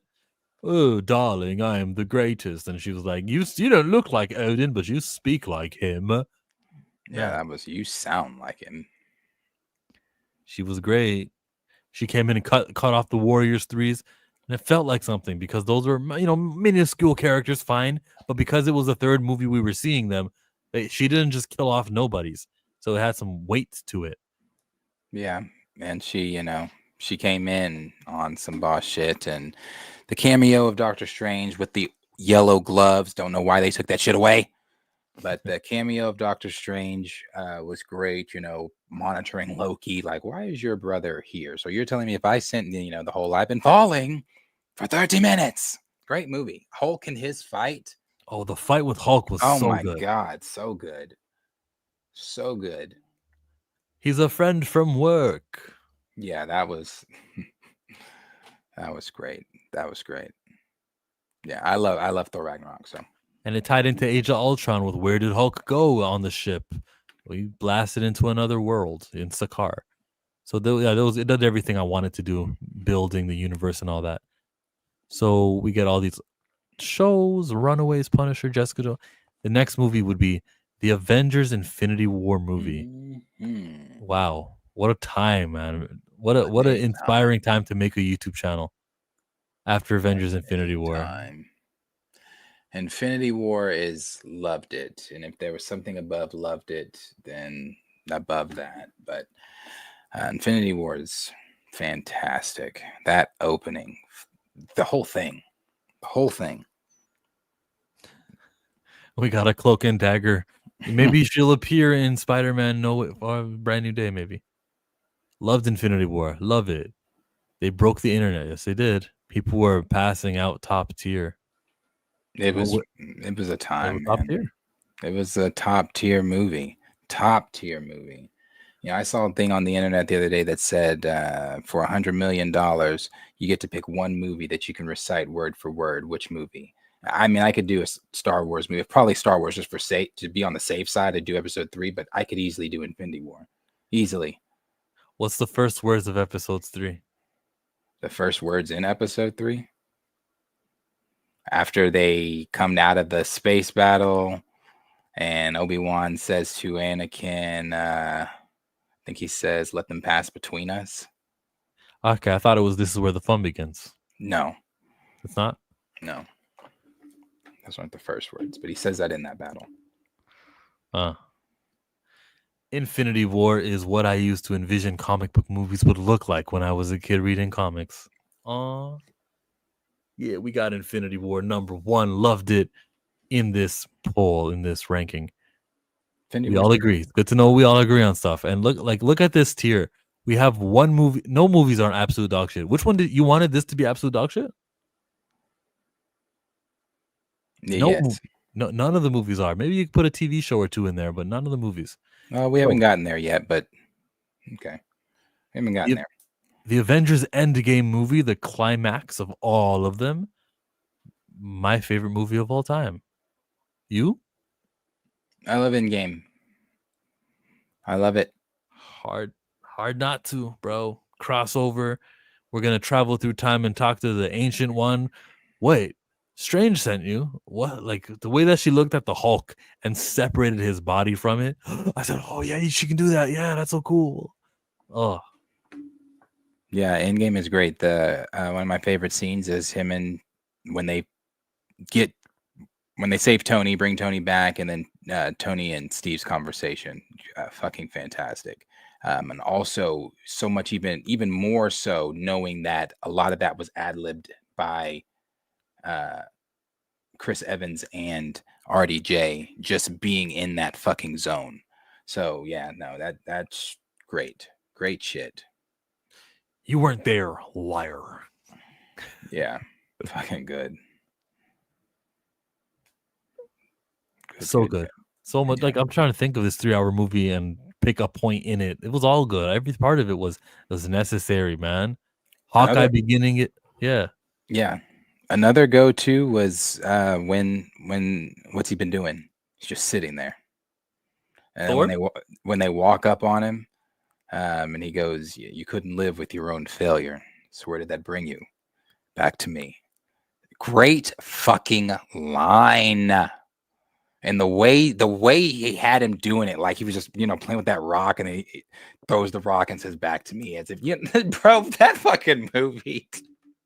That whole that fight scene when he lifts Mjolnir. I don't know, my theater. That was a great time to be a Marvel fan. Great time to be a Marvel fan. So good. And you couldn't find a ticket. If you didn't pre-order that ticket, you could not find a ticket. That's it. Watching it again today. Of course, Captain Marvel. Where are you going to kill Thanos? What? Yeah. That's a new girl. Yeah, my theater went crazy. The good times. That you know what? I was so nervous about reading a spoiler on the internet. It was affecting my regular everyday life, my internet scrolling, my twittering, and all that. Damn, what a day! What a time to be alive! And I got in there without any spoilers, so I loved it. I don't think I'm there. I think I stream with you too much to. I'll know about spoilers now. Yeah, sorry. But don't worry, I don't care either. Like, who cares what they do with Spider-Man? Loki. No, that was not a movie. That was a TV show. We're at Eyes of Wakanda. What if? WandaVision. Howard the MODOK Hit Monkey. They put Big Hero 6 on here. Weird. No. Blade. Big Hero 6 at any moment could make a cameo in the MCU. Okay. He could. Yeah, he could. Yeah. He's a hero. He's big. They're a heroic group in the Marvel universe. Put some respect on Baymax. Is this Spider-Man Far From Home here? No, this is No Way Home. Yeah, we went through a whole bunch of movies. Oh, Shang-Chi. Shang-Chi is next. I don't want to forget. I don't know why they put all of them in between. Eternals is after Endgame. Eternals was our first film out of Endgame. All right. Where is Eternals? Right there in front of Madam Web. Here we go. Let's do it. The Eternals film. Chloe Zhao. She won an Oscar for directing. Did you love it? Like it? Mid? Was it bad? Absolute dog shit? I'm not saying it's absolute dog shit. Now, if you'd have asked me the day I walked out of the theater, I'd have told you that. But unlike the 16 watches I did with Black Panther, it took me 16 different times, not in theaters, to see this film for me to say, you know what? This is not that bad. That third act is some dog shit. And I do mean dog shit. But the rest of the movie is really not that bad. I don't like what they did with the Deviants. That's the point of the movie. To not like what they did with the Deviants? Deviants are very critical. They're the biggest. Keep going. What else made you dislike this movie? Keep going. Deviants are very critical. What does them being critical have to do with me liking what they did with the Deviants? Don't worry, man. Just keep going. Keep speaking. No, because I'm interested. You interrupted me to say I didn't like them because they're very critical. Because the Deviants and the story of mutants and everything that it's supposed to build towards. Mutants are deviants. That's something that they wrote in a comic 3-4 years ago now. They are. The Eternals didn't build to what the mutants are supposed to be at all. It didn't build to anything other than Tiamat is out. And even in the movie, they didn't mention the adamantium stuff. The Deviants were the big threat. They were, the reason why a Celestial was going to jump out of the earth. They were so important to the world or the Eternals itself. And if that major threat and the reason why they're active all of a sudden, which is Deviants, if that didn't compel you to say this is a good movie, then I think it's a shit movie. Absolute dog shit movie. And he said that the third act it was shit, right? Well, the third act is how you're supposed to tie everything up. So you got to put more weight on the third act than the first and the second act. This was very bad. It was, but I still can't say again. It's dog shit. You get Erisham, you get how how giant the Celestials were on screen. You got some cool powers with the Eternals. I really like Icarus. I thought, and I said this too, and I stand by this. I don't know who, and I don't know if it was because of the directive control that the creatives couldn't have, and them letting Zhao do whatever. Somebody though in that room should have said, maybe we don't do this 5 to 6 minute awkward sex scene. Because that shit was awkward. My theater was silent as fuck, and it was awkward. And it's still awkward. Watching it alone is awkward. I'm like, what the fuck? What are we watching? And it wasn't even like it was a passionate sex scene. It was a very bland, on the ground, in the open, outside, mid-morning. I was like, what are we doing? So no, I didn't. I have my issues with Eternals, but I don't know if I can call it dog shit. The more I'm talking about it, though, the more I'm rehashing it. Yeah, remember that Blade scene that led to nothing, huh? How about Star Fox led to nothing? He definitely did. Okay, well, Nick calls it mid. Andre mid. Eternals was mid. Eternal screenplay is awful. I actually like Eternals. Plotting is bad. I actually really liked Eternals. Eternals is bad. I see your point, Chill. Several people should have spoken up in the writer's room. I liked Eternals. Yeah. Androids were sent to Earth to teach mortals how to be human and became human themselves in the process. Bad. Well, I think what Dwayne said saves it. I will not put it in absolute dog shit. But if it was up to me, it would be right there. So we go to Fantastic Four, Van Forstic, Daredevil. She hit Sprite over the head for them to get away. That was the one thing they handled really well, though, was Makari's speed scenes. That was very good. We don't have to slow the world around us down to understand she's moving fast. Yeah. How did you feel about Deadpool and Wolverine? I think Deadpool and Wolverine is absolutely hilarious. I think the cameos are really fun. I think it's a wildly good time. But I also think that, I'm not like, because I've seen people saying, well, why is everybody turning on this movie now? I'm not turning on Deadpool and Wolverine. I think Deadpool and Wolverine is still a very fun movie. And I said this at the time of leaving the theater. I said this even before we walked into the movie, when everybody was saying, oh, it's going to save Marvel. It was never progressing the overall multiversal story. It was never doing any of that. And it still didn't do that. It's just fun. That's really it. It's just a fun moment on the timeline. Honestly, it does nothing else but that. So I enjoyed the fun. That's about it. That's what I can say about it. They made me laugh, but the jokes will not be funny the second time or as funny.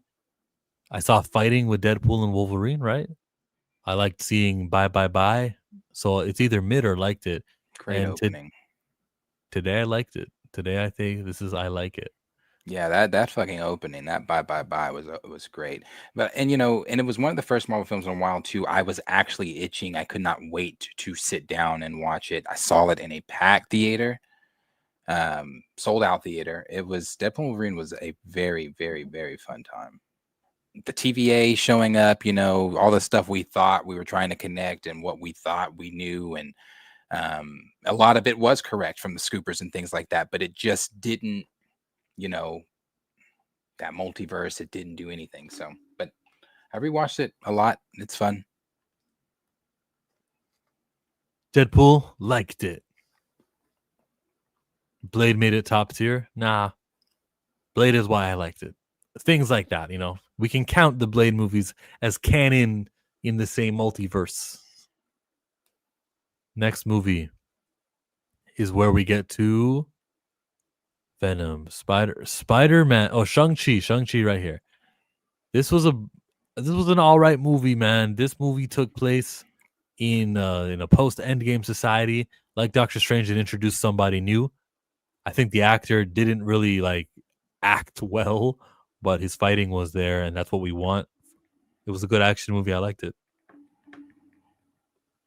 I love Shang-Chi. I think Shang-Chi is really good. Again, Marvel has a really tough time with third acts. That third act is shit, but the movie itself is really good, especially once again. It's again, Marvel has shit third acts, but their openings are the opening to Shang-Chi is great. Actually seeing the real Mandarin going through with the rings on the horse and taking out that army, that shit was dope. And then when he comes across his mother and she's using that air bending ass shit, that was so cool to see.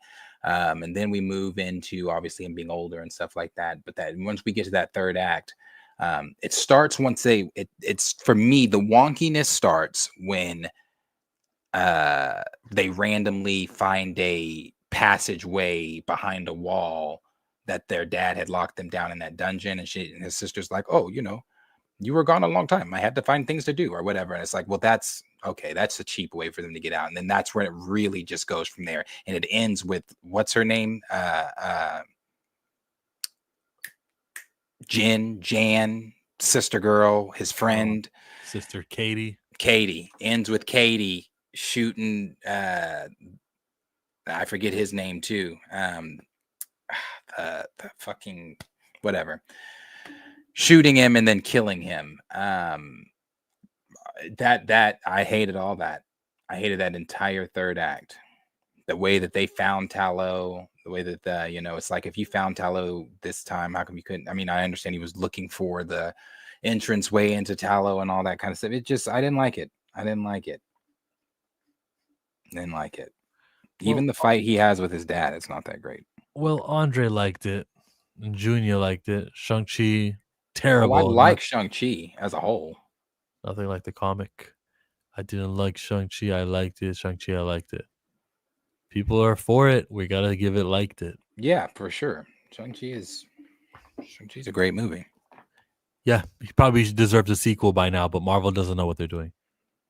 Yeah. And again, with China not showing up for these box office results, how likely is a Shang-Chi movie when you made it for that audience?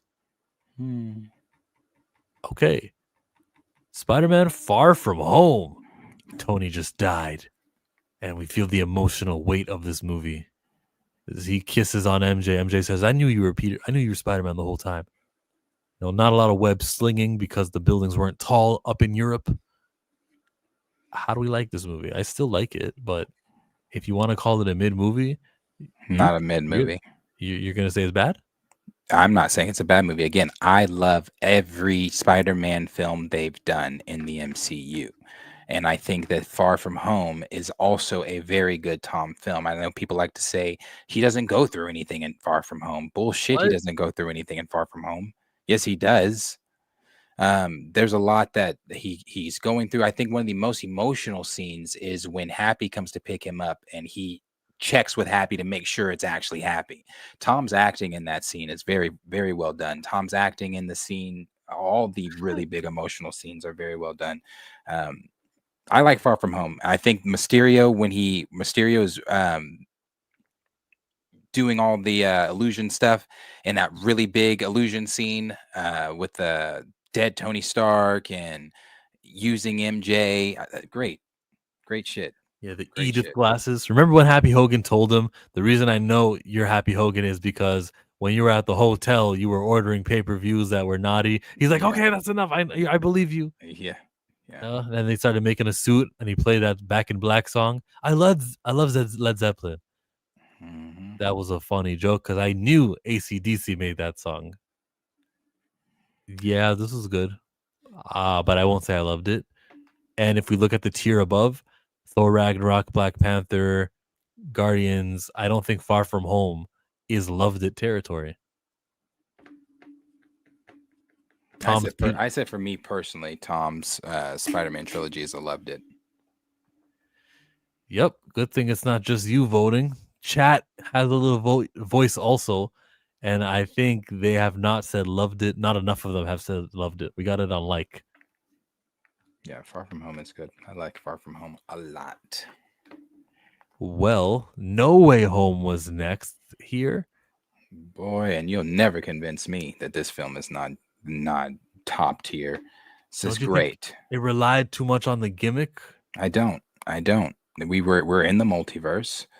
We wanted to see multiversal shit, and we got multiversal shit. And I love the way they did it, bringing back this old, like, bro. Again, I still have it on my Snapchat memories when the trailer leaked that wasn't completely done and had like shapes and stuff in it, that were supposed to be cars that they hadn't gone and put CGI in. I still have my reaction recorded because I was the investigative journalist that we all were during that time of No Way Home was insane. It was insane. Like, paying attention to Andrew's moves, Toby's moves, late night show talk host. Not that we don't do that now, but it was on a different level during No Way Home. Alfred Molina slipping up in an interview, saying what he said, kind of confirming he was actually in it. You had people working on the film because that trailer that leaked was somebody that recorded off their phone, and you can see the computers in it, and they're recording off the screen of the computer. And then in my reaction, the whole time I'm like, oh, I'm recording. I'm like, oh my God, they're doing it. Oh my God. And then the moment happens in the trailer. Hello, Peter. Bro, stop it. Oh my gosh. I was like, oh my God. So like, no, it's that movie is so damn good. It's not perfect at all, but it's good. The conversation between the three of them on the rooftop. Yeah, I have an MJ too. She's different.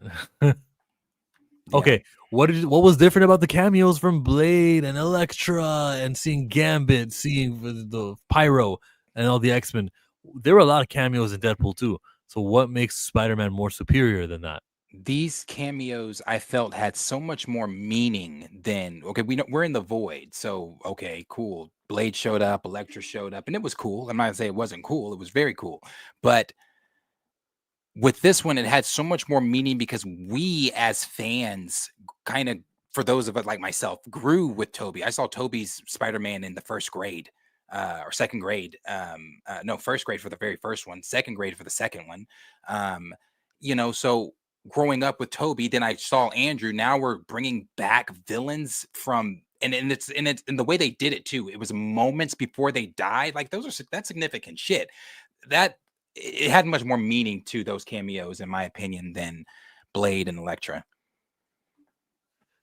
Yeah, villain cameos. You can't discredit that. I don't think I clicked on Doctor Strange Multiverse of Madness. I want to find it, so I know I don't skip it. Here it is. Multiverse of Madness. Probably should have said before Spider-Man. I think, did I love the movie? Did I like the movie? They travel to different universes. The 838. Okay, he told Dr. Palmer, "I love you in every universe." I thought, oh, that's so sweet. Multiverse of Madness. You could call it a mid movie, and I'll say I liked it. Oh, who said it's mid?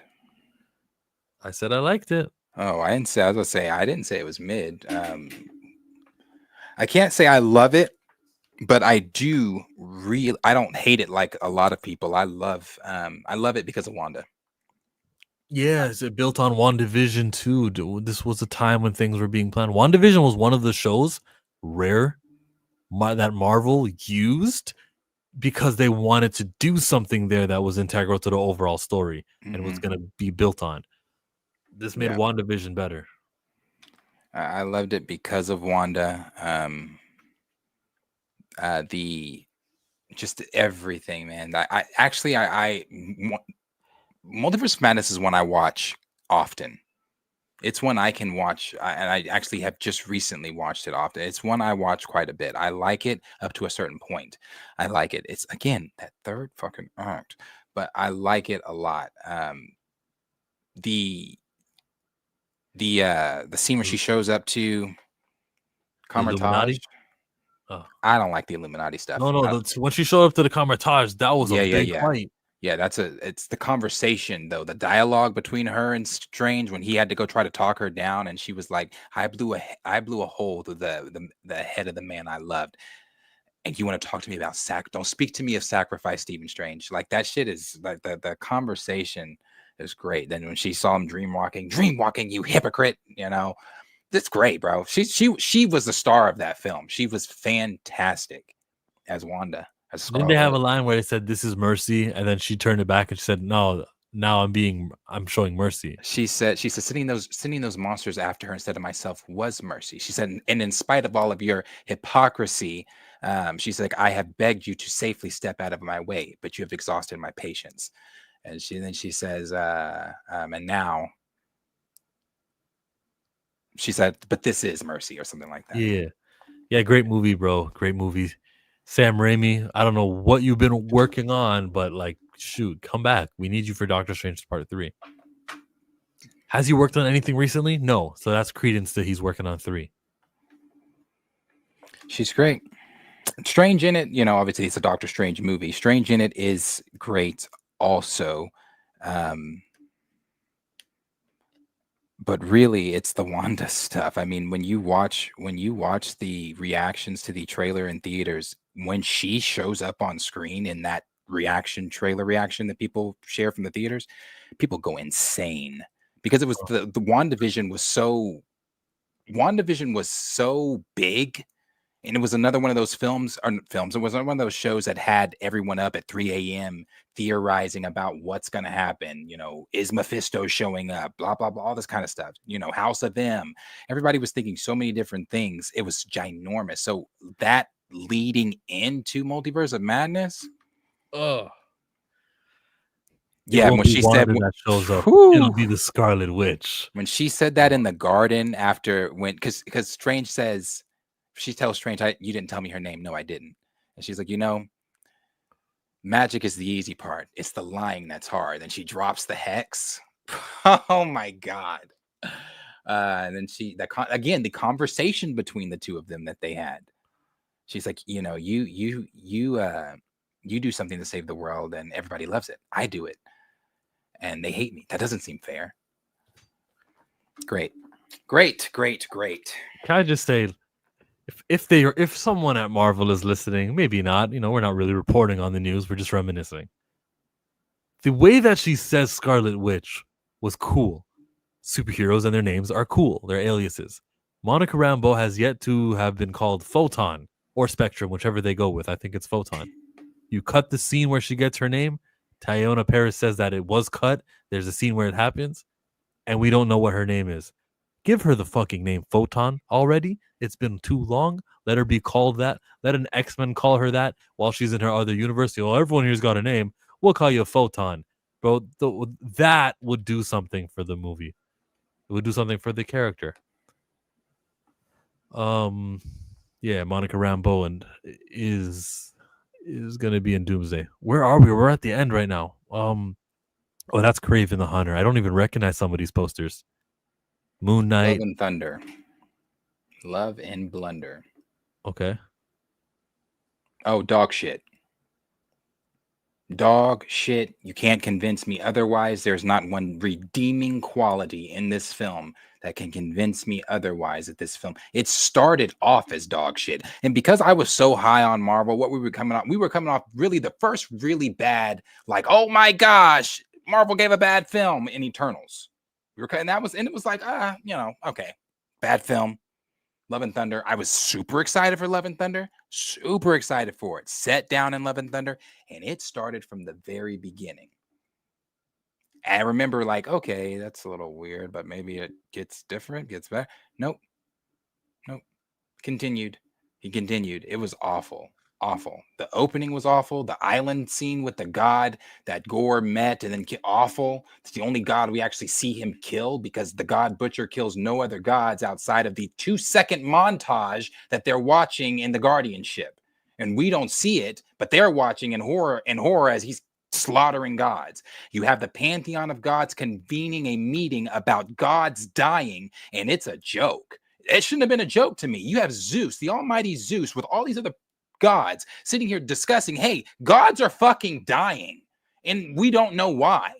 And it's prancing down with his skirt, and Thor's naked, and fucking Korg's there for whatever goddamn reason. It's terrible. It's a terrible, terrible, terrible, terrible movie. I hate the movie. I hate Christian Bale as Gore the God Butcher. It was completely wasted on Gore. How about the goats? I hated that. Hated that. All the kids magically, Thor can automatically, never done any other film, would have came in handy in Age of Ultron, but can give all these people his own power. Heimdall has a son, Aster, that can do the same shit that he, and you know, it's like, I wasn't, the CGI was awful. Jane? I didn't like, I did not like that movie. I've seen it, I think, twice. Yeah. It's a bad movie. Tell us how you really feel. But Taika did that shit on purpose. Okay. He did. We move on to the next movie on our tier list. And let's just appreciate how long it took to get absolute dog shit. They had a good run. And we go to Venom. We go to Black Panther Wakanda Forever. This was I can't a movie call that, the film dog shit, despite my feelings. Yeah. Good thing I'm here. Absolute dog shit. Killing the greatest black character in history of fiction. What am I like? Killing Angela Bassett's character. Just Cool Can, and seeing Shuri. I shouldn't even need to have more justification. That was enough. But Cool Can, we can be friends now, right? Like, you killed my mom, but it's okay now. That was disgusting. I don't care that the special effects were good. I don't care that the music was good, and I don't care that Ryan Coogler put his heart into the movie. This was absolute dog shit. The message behind it is garbage. Absolute dog shit. I will not hear it. I will hear it. I'm going to hear it from the chat right now because I want to hear what you guys have to say. I hate Quantumania more. Wasted a great actor and a great character. If Thunderbolts had come out in 2022, I would have done better. It would have done better. Yeah, that's probably true. True. That is true. Don't forget Sif got brought back just to only have one arm. That's true. Oh, that's talking about Love and Thunder? We already know he doesn't like Black Panther 2. Yeah, I don't. It's bad. I'll skip the super chat for a second. Junior called it mid. Right says it's bad. You guys are forgetting absolute dog shit is an option. Wakanda Forever was mid, but I would raise it to I like it simply because of how they adapted Atlantic and Namor, and they acting especially of Auntie Angela. Those things were chef's kiss. Shuri living after being stabbed to that rock, terrible. That did happen. Still haven't watched it and never will. Good policy. Killed T'Challa for no reason. But because of all that, I think I might have to go mid. Well, I'm not going to keep reading your mid comment. Showmonger vetoes any vote from the chat. Any vote from Darius. Mine would be bad or mid. Probably bad. But the only reason is Angela Bassett carried that film. Angela Bassett carried that fucking film. That throne room scene, absolutely amazing. Her dialogue, obviously the opening of the movie is what it is.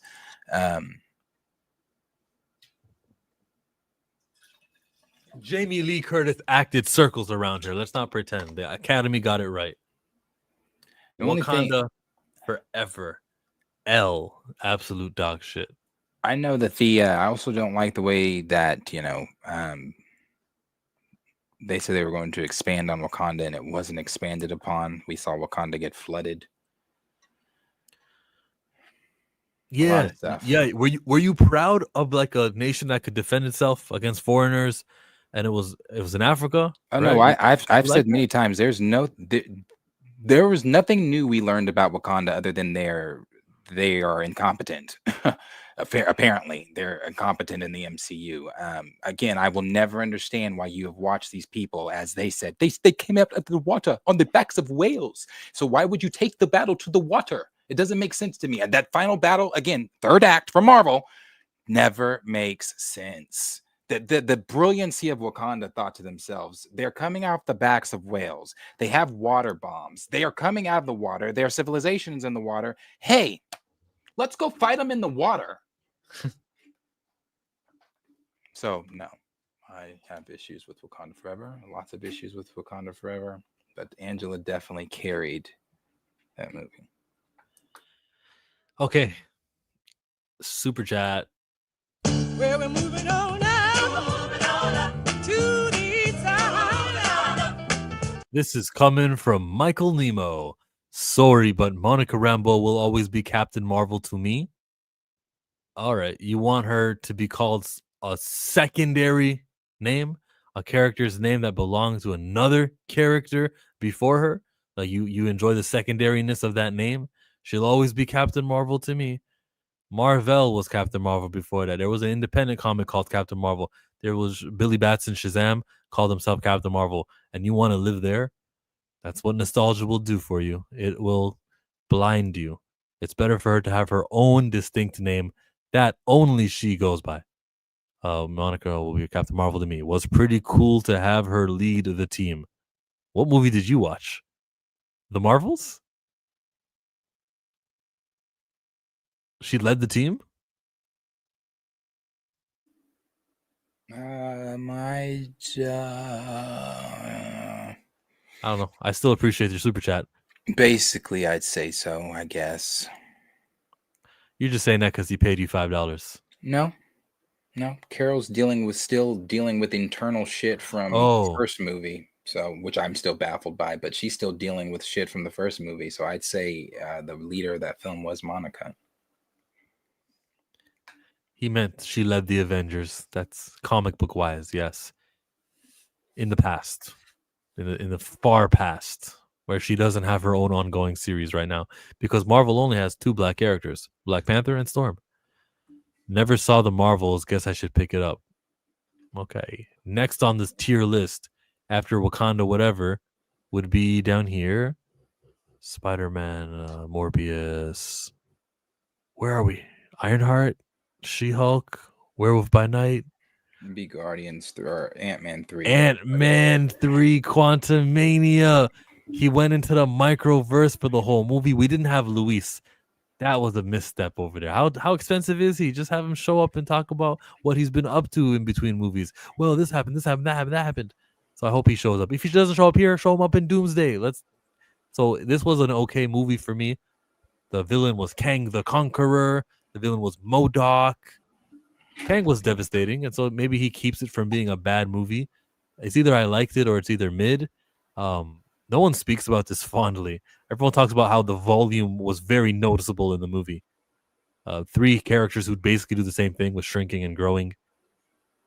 Let's go and say mid. How do you feel? Oh, I'd put it in bad. I think that movie is god awful. Again, if we're putting Wakanda Forever and dog shit, and I think Angela's performance is the only redeeming quality. The only redeeming quality for this is Jonathan Majors' acting. And sure, if you want to throw Janet in there, you can. I've seen people saying Janet and Jonathan, or Janet and Kang, are the best 2 things in the film. But for me, it's really Kang the Conqueror, Jonathan Majors. Everything else in this movie sucks.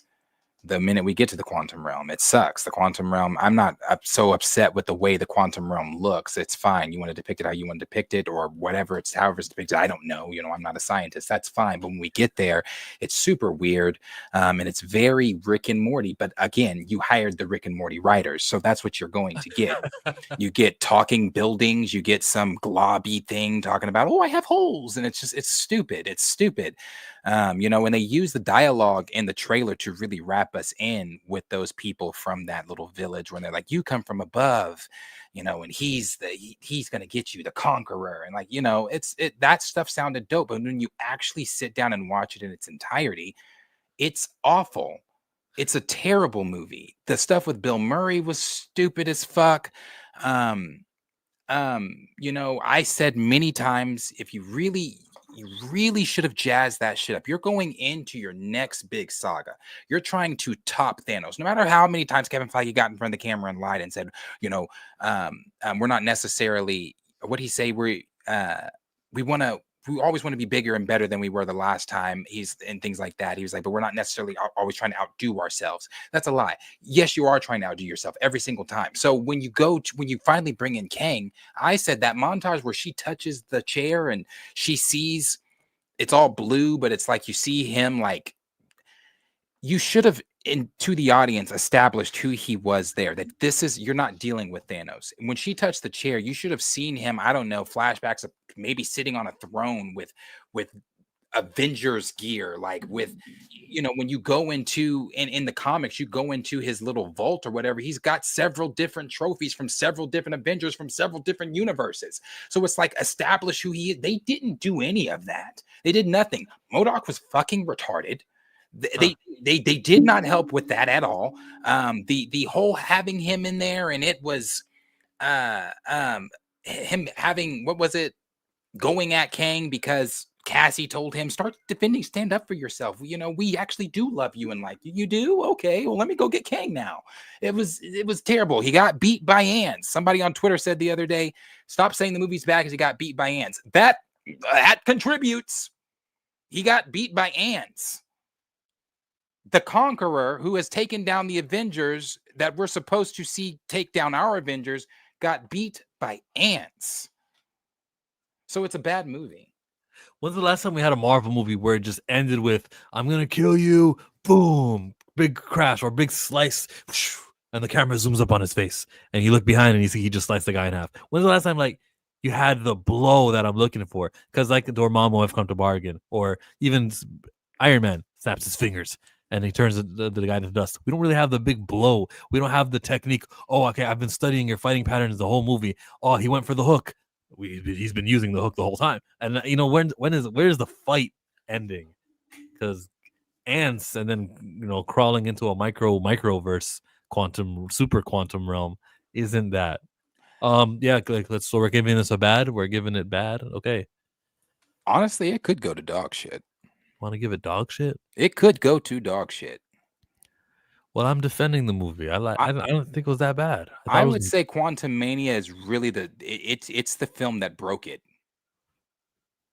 All right. I would say it's the film that really broke it. Like, yeah, Eternals did what it did. Okay, Shang-Chi wasn't that great. But I think Quantum Mania really is the film that told fans, okay, this isn't important anymore. We are at Guardians Volume 3. All right, all this negativity down here, we don't gotta for here. We're either discussing if we loved the movie or if we liked the movie. The send off for the main 5 Guardians. Good movie. Loved Guardians 3. I loved it too. Yes, love James Gunn. Good job. No, really, hats off to James Gunn. Great movie. The High Evolutionary was phenomenal. Great acting. I can't pronounce acting. I'm not good at Shookwood. Great acting, man. When he couldn't figure out why he couldn't get the animals to be tame all the time, but Rocket could. And that when he's on the ground, I made you. How could you figure? That's a great, bro. Great, good stuff. Funny scenes too. Dramatic scenes, serious tone. I love it. How do you open the car door? You just turn the car door. Now what? Just fucking open the car. That was great. And then seeing him fight with Groot with the weapons that they all had and they were shooting around. That was a cool scene, bro.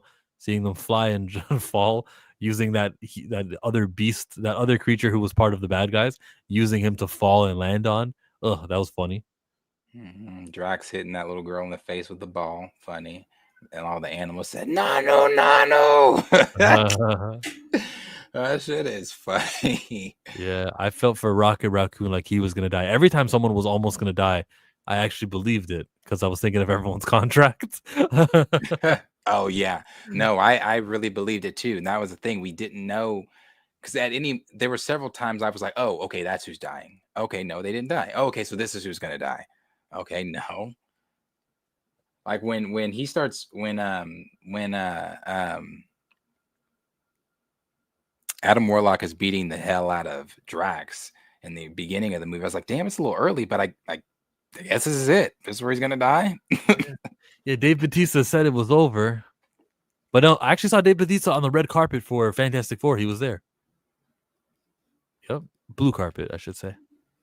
Giganto Groot. Yeah, towards the ending, they even gave us some surprises back there. And then they said, I like this song. It's a classic. And then he played that one that Come and Get Your Love. Guardians 3 balanced humor and dramatic elements perfectly. Maybe the humor from Adam Warlock wasn't right. Maybe. Anyways, he saved Quill at the end when I thought Quill was gonna die because he was in the vacuum of space like Leia. Cosmo was great too. I don't like Kraglin. I hate his brother as Kraglin. But I like Cosmo a lot. Cosmo the space dog is supposed to be a male dog that they changed to female, and it's another one of those changes where you go, damn, really? Like, did this? All right, we stopped sexism because the dog is a girl now. I thought it was dumb. My only thing is that team at the end. I hope that ain't the team that's supposed to be coming into like Doomsday and Secret Wars. I hope by then some years have passed, some things have happened. Like, I'm fine with the only people to me that should be on that team currently are Adam Warlock, Rocket, Groot. That's it? Cosmo. Ooh, not even Phyla-Vell.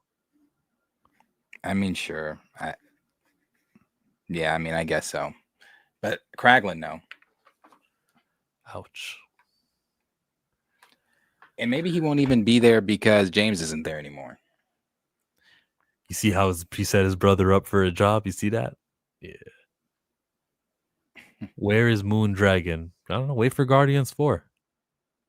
How about Nebula? She should be there, no?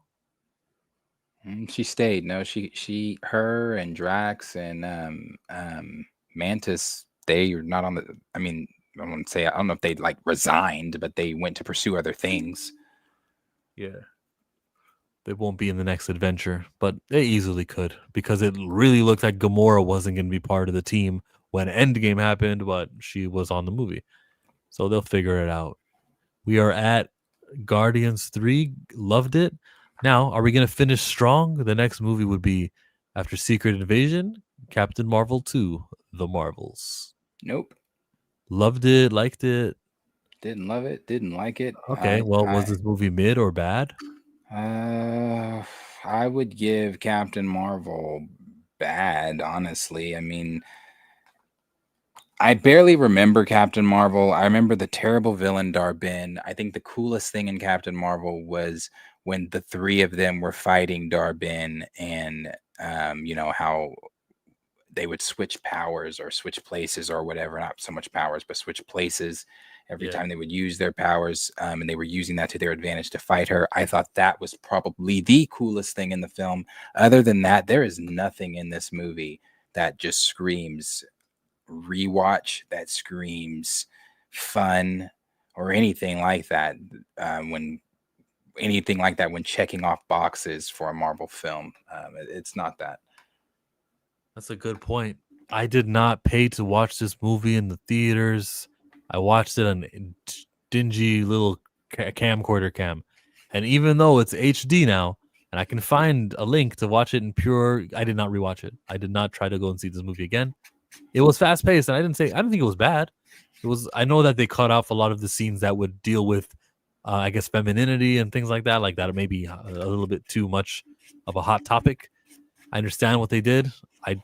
But they cut out a lot. I want to see a longer cut of this movie, maybe if they ever release that. Keep it. I wouldn't call it bad, but I'm not going to fight anyone if they want to call it bad. Oh, and the post-credit scene. Yeah, the post-credit scene is also one of the redeeming things from this movie. Yes. But what they did with Nick was so weird. He was. That's why I don't know.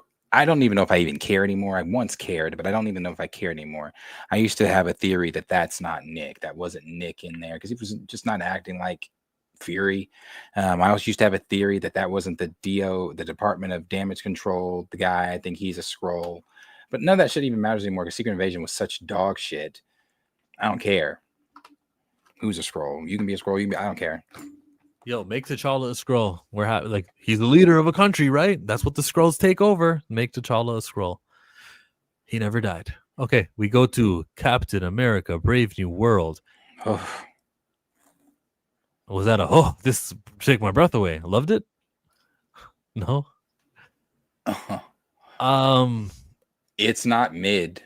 It's not bad or dog shit. No, yeah, it's one of these two. It's dog shit for me. And I know some people are like, "Oh, Darius, you're exaggerating. You just don't your issues with no, bro. It is not a good movie. It is not a good movie. I never invested in him as Captain America. I didn't even feel leaving the theater that he was Captain America. I said, why didn't they just call it Falcon? Why did we have to? And then he didn't have scenes about America. And I guess just like the Marvels, they cut out some of those controversial hot topic stuff. You wasted Red Hulk. You had every villain in here was a Hulk villain. Even the cameos were Hulk people that are normally around him, like Betty Ross, but yet no Bruce. That was your time to have Hulk savage the fuck back out, then and help Sam fight Red Hulk. But nope, all Sam was kept. Only thing Sam could do, like what did Cheeto tell him? What are you gonna do? Snip him with your wings? Get your wings singed? That's all he could do was go in there and scratch him and fly out, then go back in and scratch him and fly back out. That's about all he could do with him and shoot him. And they advertised the movie with so much Red Hulk, and he was just at the last 10 minutes. Absolute dog shit. We're gonna hold that against it. And then the way you talked him down to, from being the rage monster. It's like, no, remember this place? Doesn't Betty like these flowers? Betty likes these type of flowers. What do you think Betty would think? No, like awful.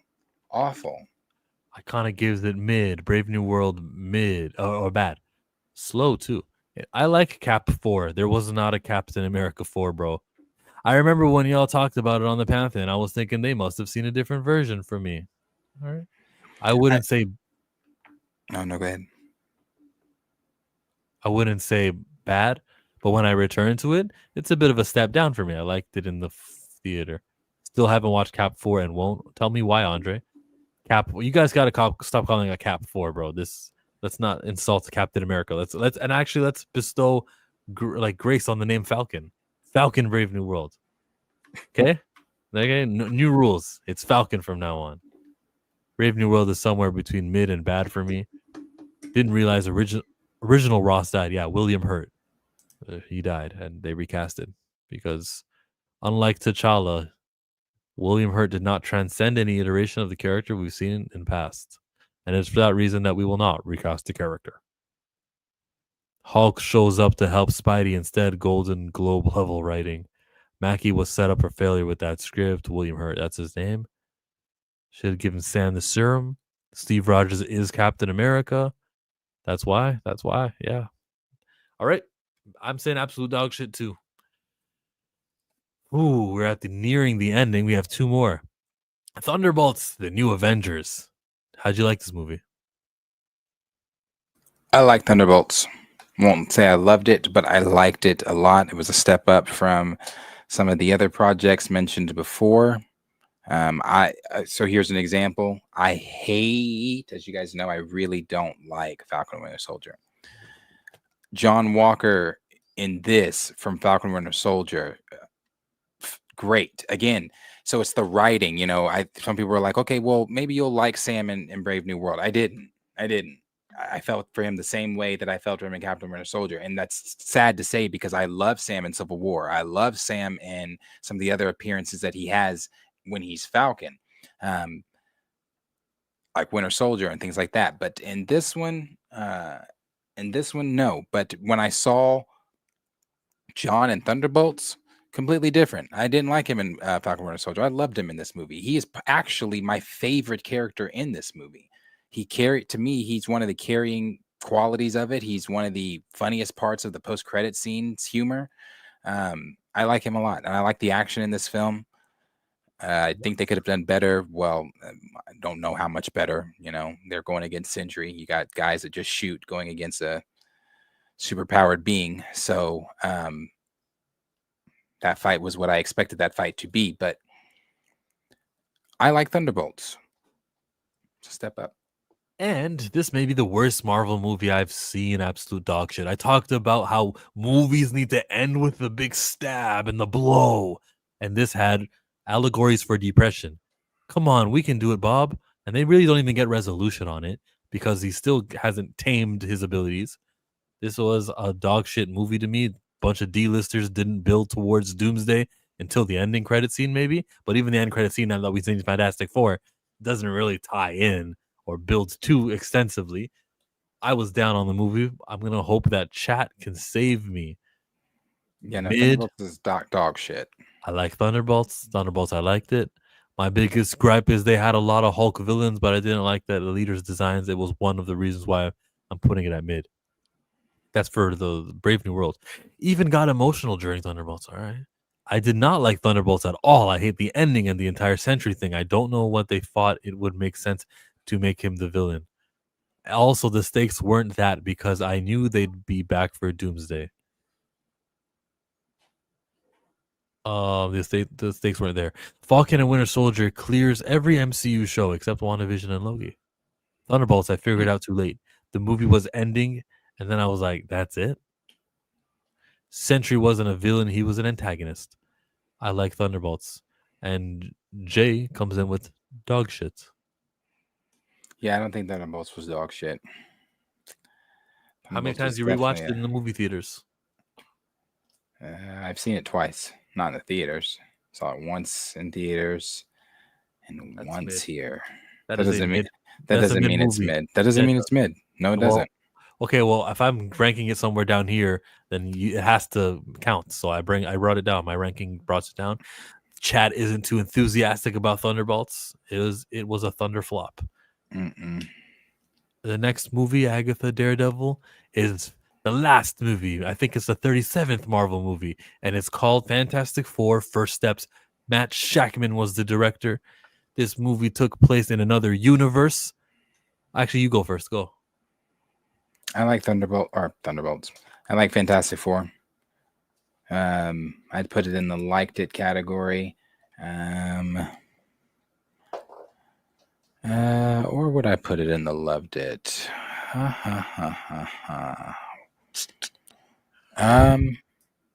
Tell me, who was your favorite member? Sue and Johnny. I'd probably say I loved it. I had a really good time during Fantastic Four. And I think that movie is just a breath of fresh air from anything else they've done, different even than Thunderbolts. Yeah. My second watch wasn't as enthusiastic as my first one, but it's still in my loved category. Okay. Well, that's the movie. That's the ranking. We got 37 movies, and I think that the Fantastic Four is not better than any of these that are above it. I will not put it in the loved it category. Just because it's in the loved it doesn't mean it's better than the ones before it. It just means they're all in the same category. Oh, that's not how I use categories. So I think if it's in the same category, then it's got to be okay on par with. So you're saying that Iron Man is better than Endgame? Iron Man is better than Endgame? No. But I loved both of them. But they're both in the same category of being loved. But it doesn't mean that one, you're not measuring one better than the maybe other. I misspoke. I apologize. I misspoke. I'll say it this way. I don't feel Fantastic Four is as good as these movies up here.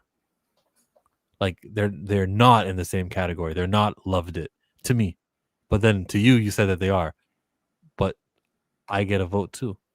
And so I drug you down because this inconsequential other universe, alternate world movie, not mentioning incursions. You did that with Thunderbolts. You brought Thunderbolts down.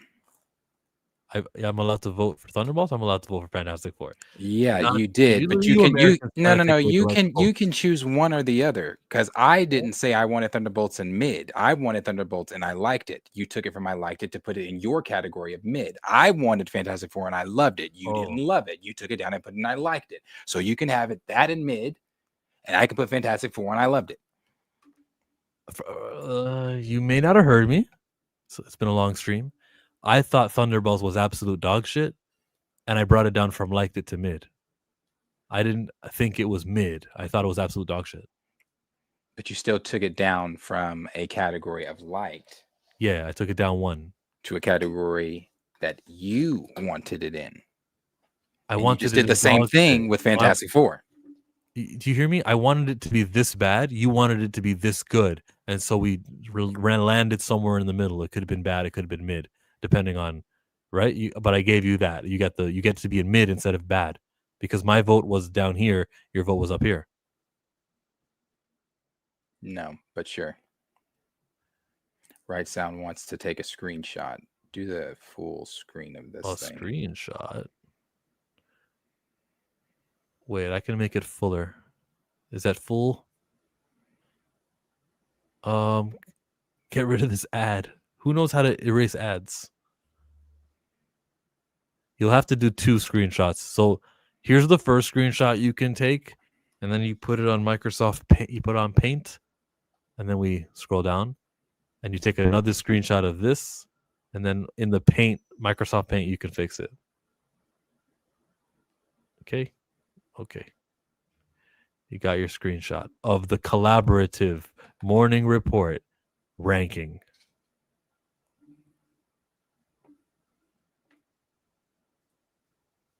The MCU.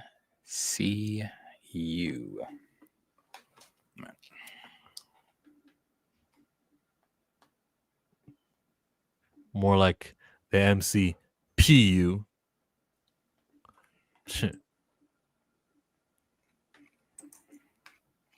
Miss Rihanna is really heavy. All right. That is about it, is it not? Look at Rihanna. Oh, she's in the 3rd trimester. Riri. All right. Should have been Drake. Hell no. Hell no. I'm glad it wasn't. She's disgusted by that man. We have been the morning report. Almost 4 hours today. 30 more minutes and it's 4. On a very slow news day. But there were some things we got to talk about. Got to do the tier list. There will be some things, I'm sure, tomorrow that we'll be able to talk about as well. So yeah. Thursday though, what did we decide on Thursday? Thursday it's just the Pantheon. You don't want to do a morning? Oh yeah, I remember. I thought because that's not every Thursday. Just some things that I have to take care of Thursday morning that would prevent me from being here at 10 a.m. So on Thursday, it'll just be the Pantheon stream. Then we'll be back Friday for the morning report. We'll be back tomorrow for the morning report as well. So if you're new here and you liked what you saw, go ahead and tell a friend to tell a friend to tell a friend to come on back by the next time we are here, 10 a.m. Central Standard Time, 11 a.m. Eastern Standard Time, and we do the morning report. Like, subscribe, share with your friends, and yes, that's right here. But you want to see that Thursday. And we will see all of you guys in the very next one. Peace out and have a very blessed and safe rest of your day. Bye.